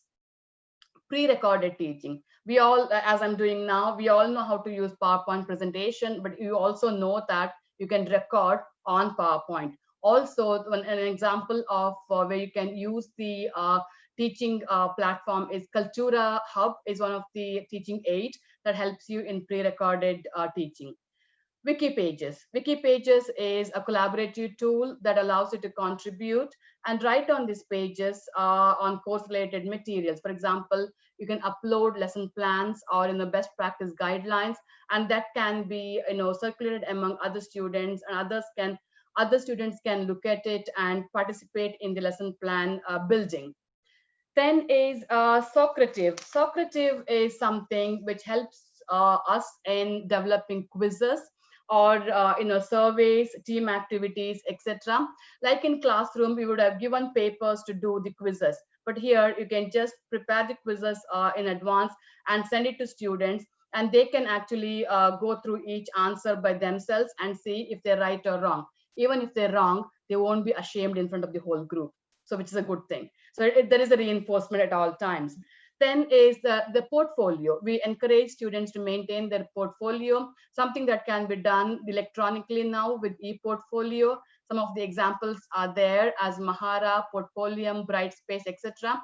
So there's a lot of things that you can do online as well. But at the same time, it's not always useful for nurses to do everything online. You need to have clinical practice. You need to have that clinical experience. So what we are planning to do is we are going to decrease our number of students in the clinical area. Probably one student on a unit, so that the student gets all experience, good opportunities. There should be well-prepared induction. Like I have been doing this for last 15 years. As a tutor in the service, where I have been providing induction to students, half-a-day induction before they go on to the units. But now we are going to extend that because we need to incorporate infection control measures, etc.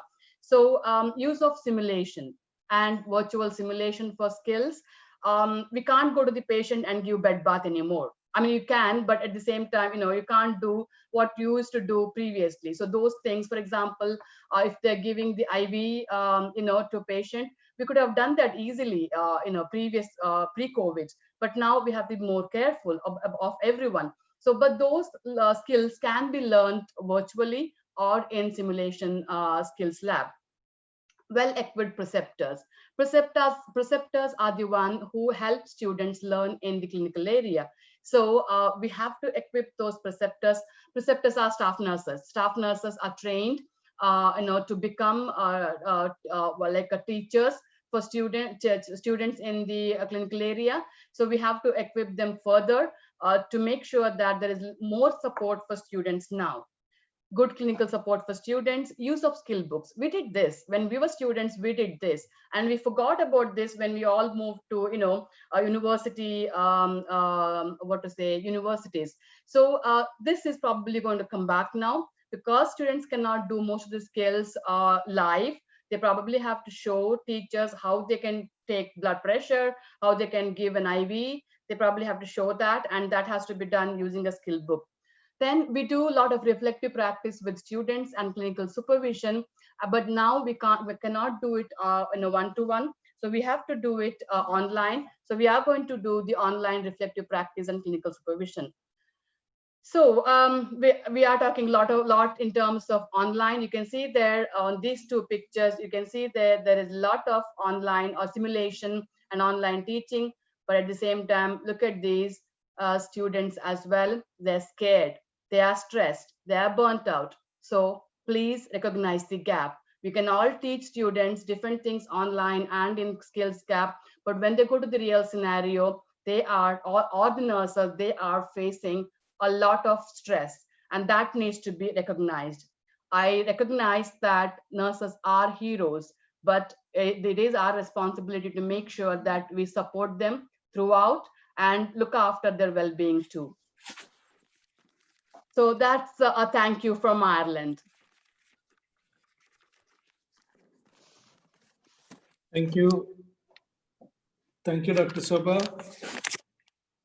That is a wonderful presentation. You made a well-balanced presentation between the practice and the education. Now we move on to Dr. Pradeep. Can you hear me, Dr. Pradeep? So we were discussing about pediatrics and about mental health, and now we move to the heart. It's over to you, Dr. Pradeep.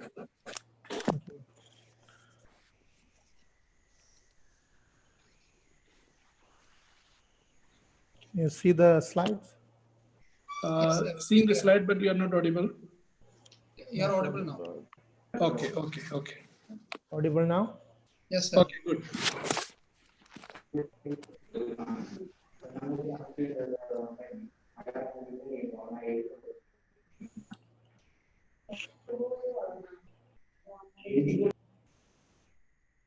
His Excellency Mar Thomas Tharayil, Professor Dr. Roy K. George, TNA National President, Professor Shaila I. Varghese, Principal, College of Nursing, Reverend Father Thomas, Hospital Director, Reverend Father Dr. John Varghese, Reverend Father Dr. James, Kunnath, eminent speakers, organizing team members, teachers, viewers, and students. Very good afternoon to all of you.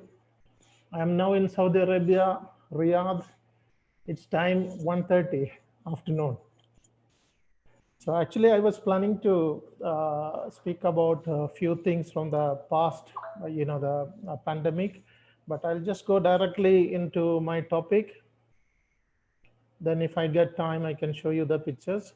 So after hearing from the three speakers, I think probably the members, either viewers, are actually very keen to go abroad to Ireland and Australia and other other places, because so overwhelming information from different parts, and also from Madam Padmaja. She was speaking about the present scenarios happening in India and also in Kerala. Anyway, it was all nice presentations. So before I start, I had to really thank Rennie Jose, the vice principal, for inviting me to this webinar. And I was trying to avoid another because of my commitments in my hospital, but she has really done a good job in organizing this thing along with the principal Shaila Ipe and her team. And really thank you for this opportunity. And and here actually what I have promised is, instead of talking too much about the subject, about the corona and all that, because so far people are all fed up of hearing lots of stuff about this corona and stuff. My view is, like last time when I was on a webinar, lots of students messaged me about, sir, how can we go abroad? What will be the future of the nurses, Indian nurses in foreign country? So I thought probably that will be a good topic for people to, because I assume that most of the viewers are students from the College of Nursing, or the teachers, those who are teaching the College of Nursing students, those who can adopt some of this information so that they can prepare their students well for the future endeavors. And I must say that this is the year of nurses. Unfortunately, this pandemic happened, but that has actually made a positive impact on the nursing, and the nursing demand has gone up. The respect for nurses has gone up, and definitely the standards of nurses will also, nursing profession also will go up. And there will be lots of organizations, employers, agents will be looking for a massive number of nurses in the future. As the other speaker said, the corona is not going to go away very soon. It will be there for some more time, and the need for the nurses will be there for some more time. And this is actually a good time for us to prepare excellent nurses for working in different parts of the world, because the demand for nurses are very high. And as you know, the Kerala nurses are one of the best nurses working all over the world. They have the reputation, they have the caring mind, and all the employers are looking for the Indian nurses especially. The major number is coming from Kerala, and the competitors are Philippines. So when I was looking at these Philippines nurses, because in my job here in Saudi Arabia, every day I see the new nurses coming from different parts of the world. We have nurses from about 30 different countries. The main competitors are Filipinos, and the Filipinos actually, they overseed our nurses due to only few factors, the way how they were prepared from their country. So I think we need to look into a few things and prepare our nurses also ready for facing the new challenges coming in the future. So here, if you look at this first slide, you can see lots of advertisement from USA, Australia, opportunities in Abu Dhabi, Dubai, and all that places. And I'm telling you, it will increase. It will be more and more coming up in the future very soon. And you can see all in social medias and newspaper everywhere. So why do we have to go abroad? What's the problem in India? Why can't you really work in India? And why people like to choose a job abroad? I think as Madam Padmaja said, like a lot of problems the nurses are facing. One is shortage of staff. Wherever you work, you cannot work satisfactorily because they don't provide enough staff. The other day I was watching television. I have seen the Indian nurses in Mumbai, one of the hospitals. They were protesting outside the hospital in the heavy rain because the COVID patients are admitted along with the normal patients in that place, which is unacceptable. And these nurses were put for work without any PPEs and not enough nurses available, 1 or 2 nurses on the floor for many patients, and they expect overtime job and no payment for last 6 months. So that was the situation in most of the major hospitals. It's really shameful that these hospitals are big corporations and they are minting money from the hospital, but they don't pay enough salary for the nurses. Workplace health hazard, another one. Many nurses, as Dr. Roy pointed, we lost few of our nurses because the hazards from the working place. Long working hours, no nursing role. The nurses are hired and they were asked to work as cleaners and porters and everything. No nursing jobs were given. Lack of recognition. Whatever you do, there is no recognition at the end. There is a full thing. Oh, she's a nurse. Oh, that attitude of our public. Okay, so there are so many such factors in our country, unfortunately, which need to change. Actually, why it is not changing? Because nurses are weak, trade union wise. We don't have strong leaders to fight for our nurses. The hospitals are, most of the private hospitals especially, I must say, that they are not being controlled by some controlling agencies, or our legal system is very, very weak in taking action against the violence and things against the things happening in the health sectors. There are so many factors which the people are exploiting. Say, for example, one of the biggest hospital, private hospital, not paying 6 months salary for the nurses means who is responsible? Where do they go for fighting for the rights of the nurses? And who is going to listen to the nurses? So if that situation prevails in the country, nursing standards not going to improve. Maybe you are educating lots of nurses and producing nurses, very nice nurses coming out. But unfortunately, these nurses are being exploited in our country. And that is the way how, things are going. And not even the minimum, the Supreme Court prescribed the minimum salary is not being given by most of the hospitals. Then how do you expect the nursing profession to grow? So I must say the leaders, the future leaders or the present leaders, all should look into all these aspects, and then only the nursing in India will develop. And at this moment, I am actually talking about how the nurses, our young nurses, can go abroad. What are we looking at you as a employer when we want to hire you? What we will look at you, and in which way you have to be ready. This is what I'm going to say. At least let our nurses go out, because India is a massive nursing production country. We produce such a lot of nurses, and we don't want this nurses getting suffocated inside India. Allow them to get out, facilitate their journey abroad. Let them go all around the world, enjoy all these type of facilities in the world. Mercy was talking about the Australian opportunities, New Zealand opportunities. Shobha was talking about Western opportunities, especially the facilities available in Ireland. I worked in United Kingdom in NHS. I worked in Kuwait. I worked in most of the hospitals in New Delhi. I can understand the difference. I worked in Kuwait, so there is so much difference when you work in different places. You really understand different culture. You really understand the different people, different system. Now, here, I just want to show us a few pictures to young nurses, those who are students at the moment. This is Royal Papworth Hospital, where I was working last in UK. This is one of the most famous cardiac thoracic center. And this hospital is a hospital which running heart transplant for about 100 years. And they are the first in the world to do a heart, liver, and kidney together. Okay, and this is actually a very, very huge setup, and this is the biggest ECMO facility in the Europe. And I was so, so proud to work and happy to work in this hospital. I gained a lot of experience from this place, from the bedside, and that gave me a very strong base for me to actually secure a job in Saudi Arabia.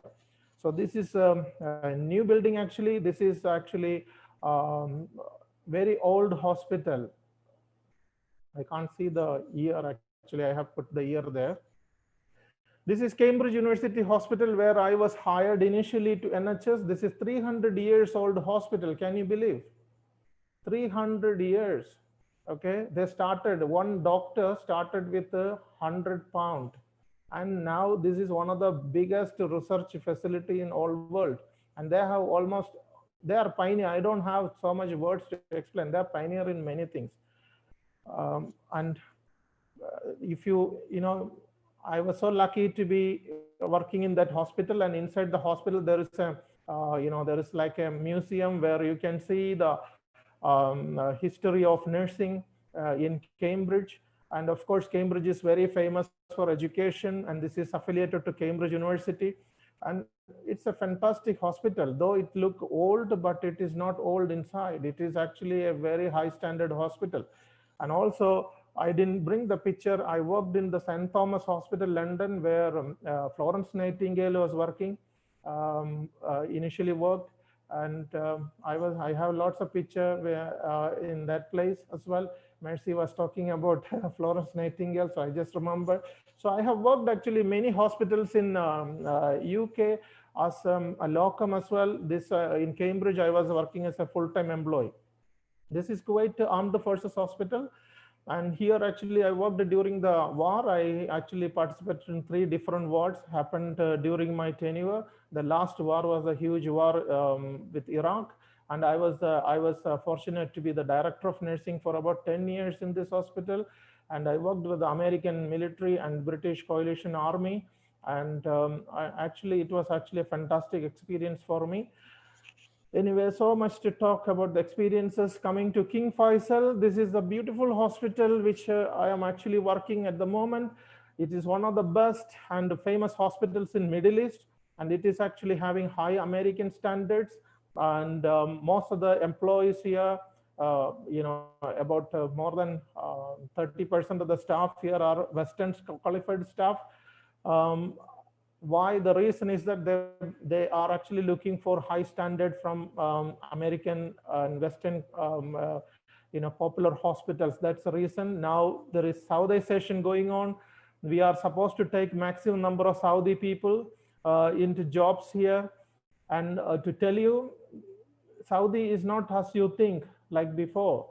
Maybe when I talk about Saudi, you may be thinking people in hijab and things like that. No. Now the nursing education has grown up very fast. There are about 37 nursing colleges, 37 nursing, huge universities. One university, Al Noura University, which is a woman university, it is massive. It has got a metro train inside the university campus itself. Can you believe? To travel, for the students to travel around. Such a huge campus. Anyway, this is a complex in this hospital, in the King Faisal Hospital. We have so many, about 22 different blocks of nurses hostels. All the blocks are having, you can see in the picture, tennis court, different courts, swimming pools, about 22 swimming pools, gymnasium. It's all for nurses. They made it for the nurses. And there is a social club. Nurses can join, and a lot of freedom there. You don't need to wear any hijab or anything to work in King Faisal Hospital inside the campus, especially. And it's actually a huge setup and so much facilities for the nurses. This is the view from my office, actually, the Saudi Riyadh city. Lots of food in there in Saudi. One of the most important thing is any small thing, they provide a lot of food. And you can see on the side, the graduates, new graduates from Saudi last year, they about more than 100 people graduated, lots of males coming into nursing field. These are all just to talk to you, just to motivate you to take up jobs abroad, go abroad. You have lots of opportunities. Fantastic hospitals are waiting to hire you. But how? In which way you need to prepare yourself? The most important thing which I want to discuss with you today is QSEN. I don't know whether you know about it. Any one of you know about it? Please send me a message if you know before. So QSEN competencies, QSEN, it's one of the biggest thing in America.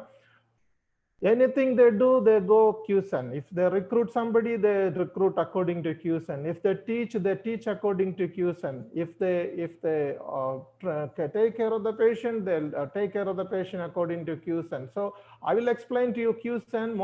Some of the points already explained by the other speakers.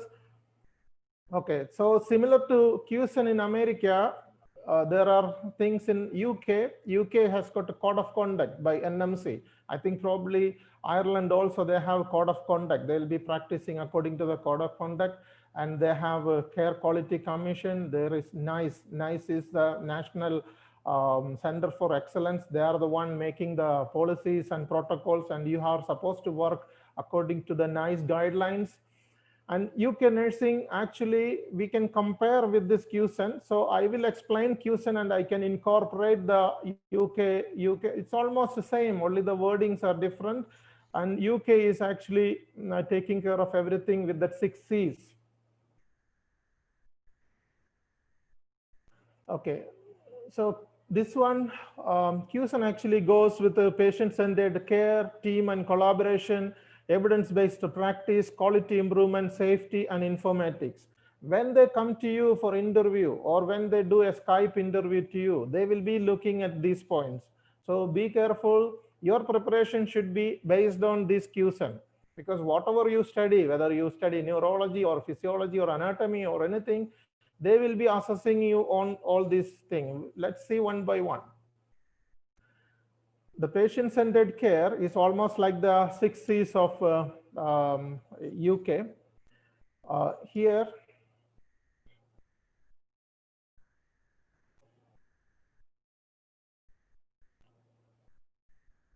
yeah, you need to recognize the patient and or the designee as the source of control for full partner in providing compassionate and coordinate care based on the respect for patients' preference, values, and need. So patient-centered care, I think Mercy was explaining about patient-centered care. You have to respect your patient's preferences. You have to coordinate and integrate with the existing facilities and integrate with the team. You have to give them information and education. You have to look after the physical comfort of the patients, emotional support of the patients, involvement of family and friends. That is one of the most important things. So they will be looking at you. Will this candidate will be efficient or capable of giving a patient-centered care? This will be one of the most important things they will be looking at you. So you have to present yourself that you are capable of doing all these type of things. You know this dimension. You know how to deliver the care in this particular dimension.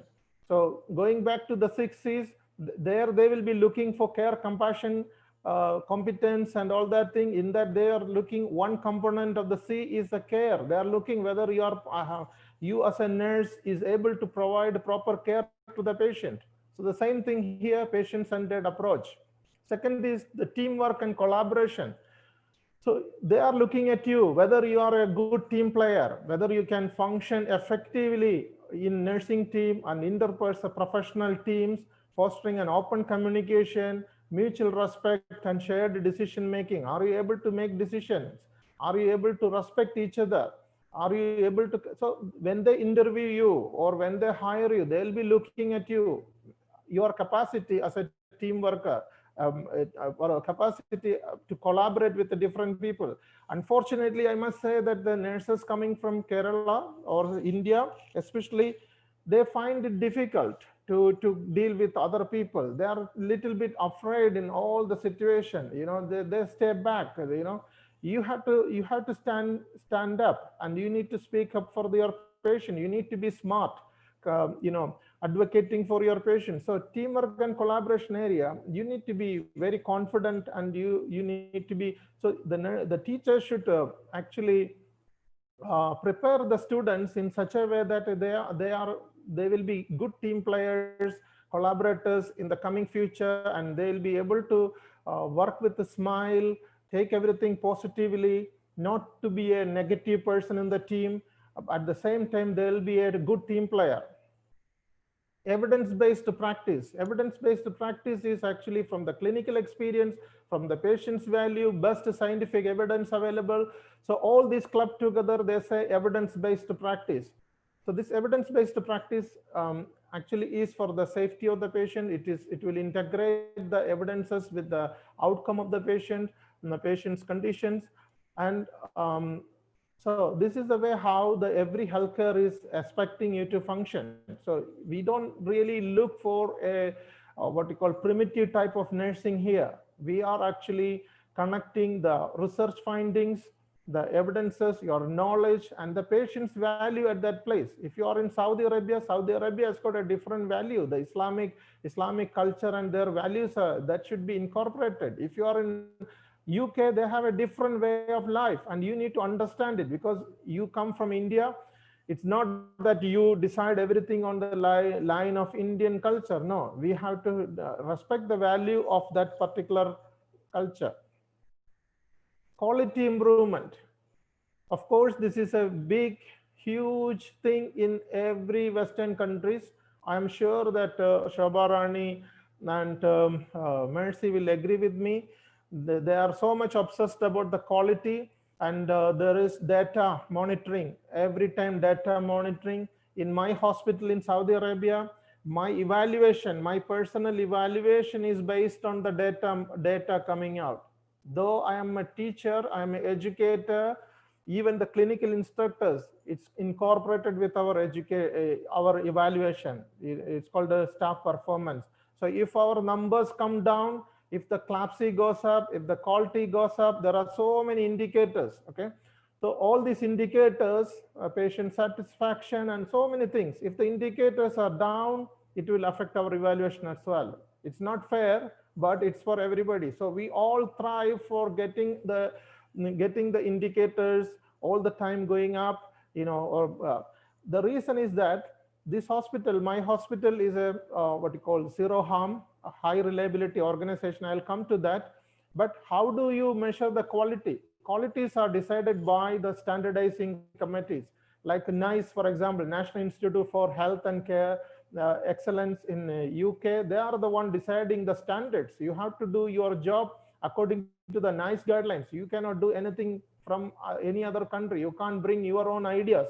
You have to follow, which will be checked by the Care Quality Commission of UK. Care Quality Commission is an auditing body which is actually auditing the work of all the nurses and doctors and the output, all the data coming out from the quality. Everything will be assessed by the Care Quality Commission, and they are giving you the rating, the star rating, 5-star, excellent, very good, and that type of thing.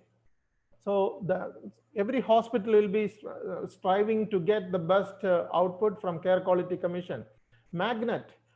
In every webinar, I used to talk about Magnet. The reason is that this is the only available nursing standard in the world. This is mainly in America. More than 200, I think, hospitals are accredited to Magnet standards.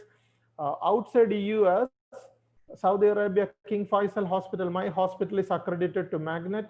Magnet actually, if it is accredited to Magnet, it is actually committed to high standard nursing reputation, respect for nurses, facilities for nurses, and they look after, the institution has to look after the nurses very well. Otherwise, you can't get to Magnet. Magnet accreditation is a very difficult task, and there are so many factors to be considered. Nurses' professional development, nurses' job satisfaction, so many parameters. So that is why I always emphasize on Magnet. Why? Because this Magnet accreditation gives us power. It gives the nurses power to work, and it makes us proud to work in that institution. Why?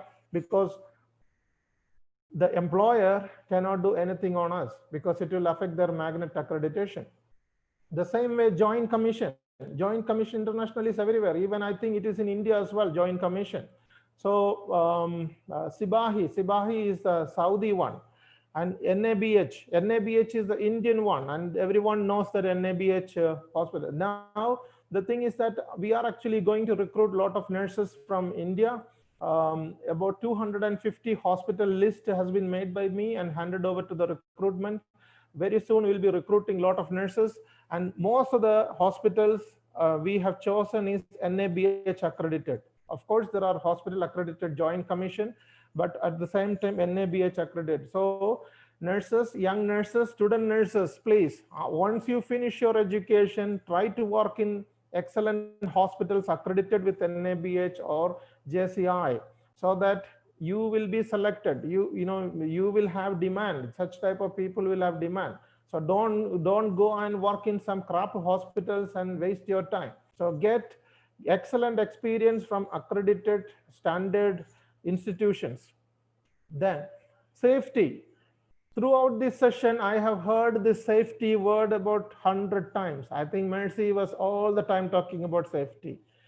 Shaba was talking about safety. I think Madam Padmaja also was talking about safety.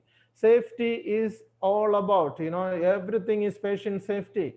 In my hospital, patient safety is paramount, and we are actually HRO, that is high reliability organization. We believe in zero harm and no compromise on safety. Even the hospital executive has given us permission to challenge anybody who is compromising the safety of the patient. Everyone, all the students should read and understand about international patient safety goals, and you must actually practice accordingly, and you need to incorporate that safety feeling in your mind. If you go to UK, you will see, like when I went to UK, I saw people bicycling with a helmet. I was thinking, why do they need a helmet for biking? But in Kerala, for climbing coconut trees, people go without they climb coconut trees without anything. So because why? Because we don't have the safety feeling in our mind. We do everything without looking into anything. If you, like for example, recently there was a air traffic accident happened. You can see people just jump in there. They don't look into the safety. They jump into the fire or anything, and they try to rescue people. And also they were not looking at the safety of the injured people. You may be injuring them more by lifting them without any scientific training. So what is really happening? Our people, we don't know about safety. It is not in our mind. Teachers, please train them, train our nurses with that safety feeling everywhere, because the safety and in my hospital, actually, one of the main issue we find with the nurses is that they work without any safety. They don't even sometimes look at the safety aspect of the patients. So it's very important to incorporate it into their minds. Next is the information. Of course, the whole world is changing. Now because of the pandemic, everything is virtual. Shabarani was explaining about the education reformations in the informatics way. I must say that science, computer science and information science is clubbing together now for the nursing informatics. We have so much to talk about the information, the computer and information technology. Please, please, please train our nurses in this particular field. Most of the Indian nurses coming to our area, they don't have any idea about any of these machines or computer or anything. They must have, first of all, access to mobile phones, because everything is now mobile phone technology. They should know how to use computer software things. So I should just quickly say Pyxis is one of the main thing for medicine storing and dispensing. Without knowing the Pyxis system, you cannot give medication to your patients. BARS is like a blood access and release system. Without knowing BARS, you can't really go to the blood bank and get blood for your patient. You cannot transfuse blood to your patient. Power chart is the one which we document everything. Nowadays, hospitals are going paperless. and people are using power chart. The nurses should know how to use power chart. In that, one of the biggest one is Epic. The Cambridge University Hospital is using Epic system. America is using, lots of hospitals in America using Epic, and I found it so difficult to learn this Epic. It took ages for me to understand. So it's very difficult because I never had computer education in my college time. Lorenzo, when I worked in Papworth Hospital, they were using Lorenzo. So from Epic to Lorenzo, when you go there, my God, you will be using Lorenzo. Then when I was in dialysis unit, when I worked in dialysis, I used Euclid. That is a German one. Then I work another hospital, there I use ICE. As a human being, how many systems you have to learn? You should know this computer system very well, otherwise you can't work. At the moment in Saudi Arabia, we have power chart. Very hard for me to really understand that thing. Now, as an administrator, as an educator, I'm using Oracle system a lot, or everything comes through the Oracle. If you don't know Oracle, you can't really function. So, I mean, I'm just emphasizing that Oracle, all these, there are so many things. So many things to explain, but due to time limitation. But anyway, information. These are some of the machines which I just wanted to show the young nurses. That this is the Pyxis one on the left hand side. If you go to a unit nowadays, you can see so many machines like a kidney machines, infusion things. Ventilators, everything is technology. The other one is like the third machine which I'm showing is dispensing the scrubs. Somebody was mentioning about the scrubs. This machine, if you come and swap your ID card only, you will get your uniform for the special area. It will give exactly the same size of your dress, and you can't get anything. You cannot choose. The machine will give. After use, you put it back. Otherwise, next time when you come, it will say, where is your old dress? So it's a big system. So everything is like a technology, and our nurses should be trained in technology. One more thing here I want to say about the safety, that I have seen the nurses coming from India. I'm not blaming the nurses from India, but I'm just to take it positively. I'm telling you, safety, I want to say, because in our what you call alumni groups, I used to actually put messages, and some people got annoyed with me. I was telling, let them learn about basic ECG, let them learn about BLS before they come, let them learn about medication safety. You need to know drug calculation, proper drug calculation. That's why I went back to the safety again. Most of the nurses coming to my hospital, they fail in all these things. And I find it so difficult to teach them mathematics, because you are nurses, even if you learn neurology, cardiology and gynecology and all these things, if you can't calculate, you can't work in the unit. You need to actually, maybe Mercy will tell about how to calculate the fractions of medication for the neonatal babies. It's so difficult. You need really good knowledge on mathematics. Now coming to what we have to do finally, knowledge, skill, attitude wise, I'm just describing. We can club it together, knowledge and skill, attitude as your ability to be a new nurse coming to an hospital. Knowledge, nurses, please, you guys should have good, excellent English knowledge. Okay, if you want to get a job abroad, India is one of the most English speaking countries, and our nurses are coming out to the world because of the English education. The Filipinos are coming to the other world because of the English education. Why the Chinese cannot come? Because they don't know English. Okay, so we are lucky that we have English language education, but unfortunately the nurses coming to the foreign countries, they know English, but they don't know how to speak properly, or they don't know the manners, or they don't know how to.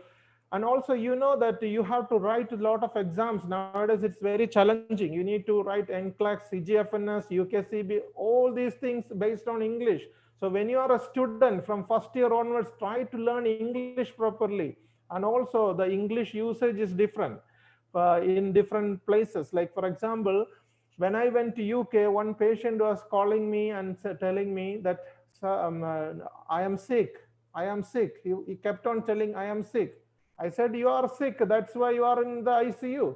I told him like that. But I didn't know that sick means he is waiting for, he wanted to vomit actually. You see the English between me and him. So they speak differently. You find it hard to understand them, and actually sick ball, they will ask for sick ball. Sick ball means it is for vomiting ball. So you need to know the exact word. I never knew that there is a different word for passing urine. Like when you go to UK, they will only tell you we pee like that. Weeing is for the woman, peeing is for the male. I never knew that. I was always telling urinate. So our English is different, and even American English and the British English is different. When you talk to Americans, sometimes they get offended because Americans, for example, they don't use the word chatting. Oh, I chat with that guy. No, for them the word is I had a conversation with them. So if I had a chat with my subordinate, they get annoyed because that is something rude for them. So I mean, everywhere the English, so you really need to know English properly, the language, whichever country you are going, you really need to know English. Second is mathematics. During the nursing curriculum, learn mathematics properly, the basic mathematics. You should be very good with the calculations, calculating medications, especially maths is most important. Culture, try to learn the culture. Now the world is open. You can Google and see different part of the world. You can really understand the culture. When you are working in Saudi Arabia, their culture is different, their understanding is different. You need to adopt that culture, though you are coming from a different culture. Otherwise you will get into a culture shock and you will be under so much stress. For example, now I am an Indian guy, but I always respect their culture, their belief, their religion, everything. Without accepting that, you can't really work with them because you will get that stress out of it. Second is skill. Most important thing, nurses, please, most of our female nurses, they don't know driving. In different part of the world, even in Saudi Arabia, even in Kuwait or in UK, what I have seen is that the husbands are used as drivers. If the husband is not available, they can't come for work because most of the nurses don't drive. Okay, and some of the nurses, they reach UK or America, somehow they learn driving because I mean, in America and all, you stay in one place, you work in a far place. Without driving, you can't even actually manage your child care. So that's why driving is a must. When you are a student in the college itself, try to learn driving. It's most important. Don't depend on the husband for reaching the hospital. Even in Saudi Arabia, I can see these nurses after work, they are waiting long time in heavy sunshine, waiting for the husband to come and pick up. So driving is a most important thing. Technology, computer, education, whatever education and certificates you can take during your education time, please get used to that and get used to the mobile phone technology. Always, don't restrict the students in using technology. Attitude, this is most important. Our attitude sometimes doesn't match with the modern world. So you have to have the readiness to work in other countries. You are not actually going to a different country for leisure or just you are. When you go to UK, for example, they will extract work from you. The working situation is very hard. In America, the working situation is very hard. Don't think that it is a what you call relaxing place for you. So the attitude has to change. When you go to any hospital, they hire you for doing the best nursing care. So physically, you have to have the fitness. Most of the nurses don't have fitness. They find it every day sick leave. Most of the days sick leave. Or you give them a hard work, after that they are tired. So you need to improve your fitness. You need to improve your appearance.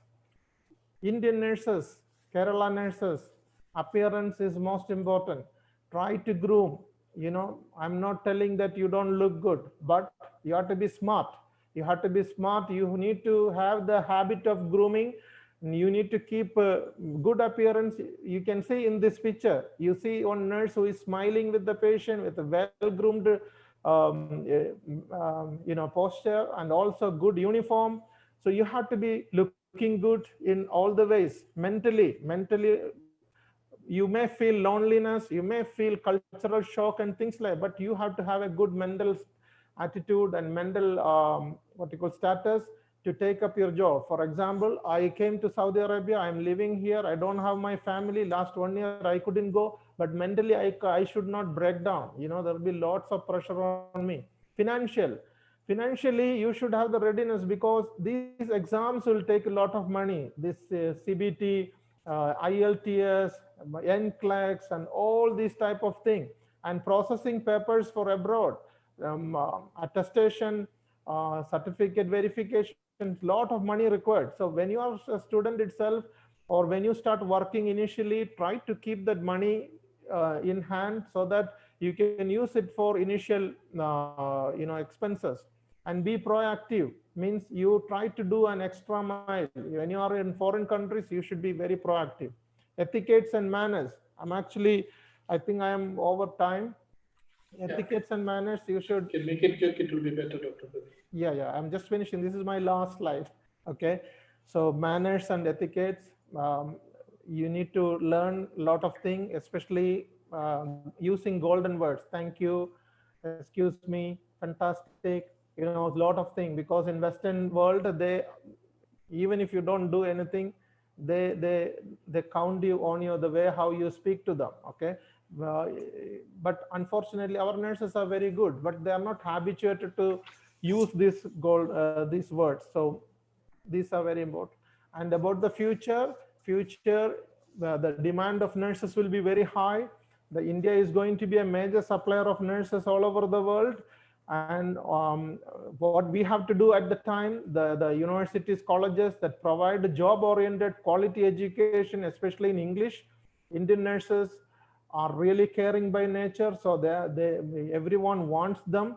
Only thing is that the associations, nursing associations, trade unions should stop or prevent exploiting our nurses by the recruiting agents, and facilitate a trustable overseas recruitment. Then in that way, a lot of nurses can get employment overseas.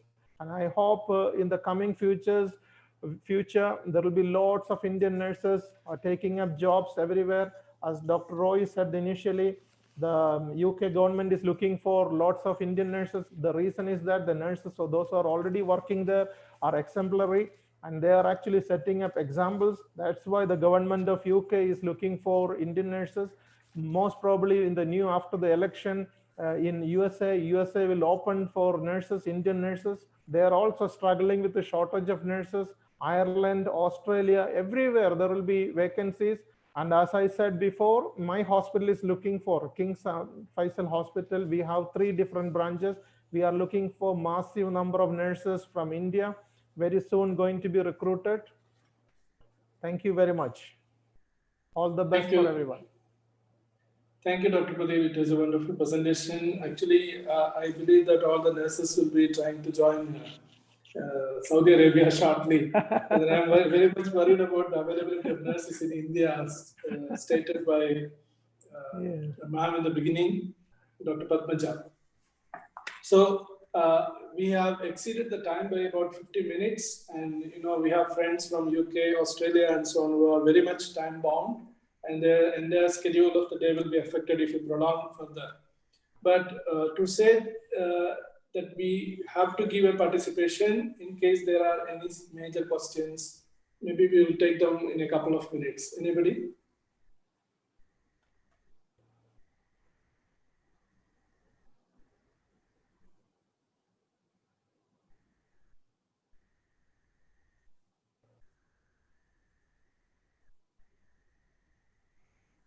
So it was nice that you touched upon all different aspects of nursing, from practice, protection of the nurses, and then administrative challenges, resource utilization, challenges related to education online and on-site training, and a lot of things have been touched upon. And we really did justice to the topic, global nursing challenges. And we have resource persons from all different continents. And that has made it very an enriching experience. The persons chosen very well done. You have made a right choice of the resource persons, and the day chosen also is the right day, not only just because it is the eve of independence, but it is also the birthday of the founder, Archbishop of St. Thomas College of Nursing, Archbishop Joseph Pavatil. And the time taken is very right, because the afternoon in India is the right time for the UK and for Australia and for other different states to join us. The topic is really apt and suited to the time. As Madam said in the beginning, the war is going on and we can't stop training soldiers. This is the right time that we should actually empower them. And I feel that none of you made them panic, but all of you really inspired them and motivated them to work harder and bridging the gap in different races, in different styles, and maybe in different settings. I thank all the panelists and thank very much the organizers also. Leave it to you back to St. Thomas to conclude.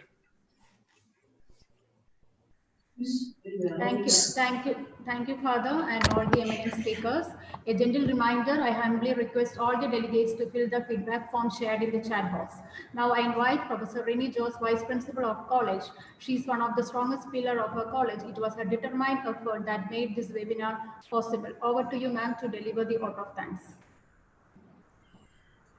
Thank you, Vidhu. It's my pleasure to propose vote of thanks on this occasion. At the outset, I would like to thank the Almighty for the blessings in abundance showered on all of us. I sincerely thank His Excellency Mar Thomas Tarail on behalf of St. Thomas family for kindly accepting our invitation and gracing the occasion with his presence. I extend my heartfelt gratitude to Dr. Roy K. George for sparing his valuable time for us. Thank you, sir. I would like to thank Reverend Dr. John Tekekara for being here as the moderator. Thank you, Father. I would like to express our profound gratitude to the learned panel consisting of the best nursing faculty in the world. On behalf of all of us, I would like to place on record our heartfelt gratitude to the speakers, Dr. Padmaja Devi, Dr. Shobhana Rani, and Professor Mercy Thomas. It is said that the hand of God is invisible. But I will say with conviction that the hand of God was very much visible in conducting this webinar. God acted directly through Dr. Pradeep. Had it not been his sincere involvement, this event wouldn't have happened. A heartfelt thanks, sir. I am sure that your expertise and experience will be lighting the paths of the nurses in the years to come. Thank you. This online program, enlisting such a large number of attendees, has gone well because of the technical help rendered by Dr. Sabir Nawaz, Director, Academy of Excellence. I thank you, sir, on behalf of the entire team of St. Thomas. We are blessed to have a very supporting and encouraging administrators, Reverend Father Thomas Mangalat and Reverend Father James Pikunath. On behalf of all of us, I thank you, fathers. I also thank our principal, Professor Shaila Aib, for her logistic support and guidance for the conduct of this event. I am fortunate enough to be backed by a team of motivated and dedicated colleagues of St. Thomas family. I thank them all on my personal behalf. I would like to extend our gratitude to all the attendees from different parts of our country and other countries as well. I hope I haven't left anybody. Once again, I thank one and all who have contributed to make this program a success. Thank you. Thank you, ma'am. Thank you all delegates. Hope the sessions was very informative, inspiring, and useful to all. Thank you all. Stay healthy and stay safe. Thank you. Yes,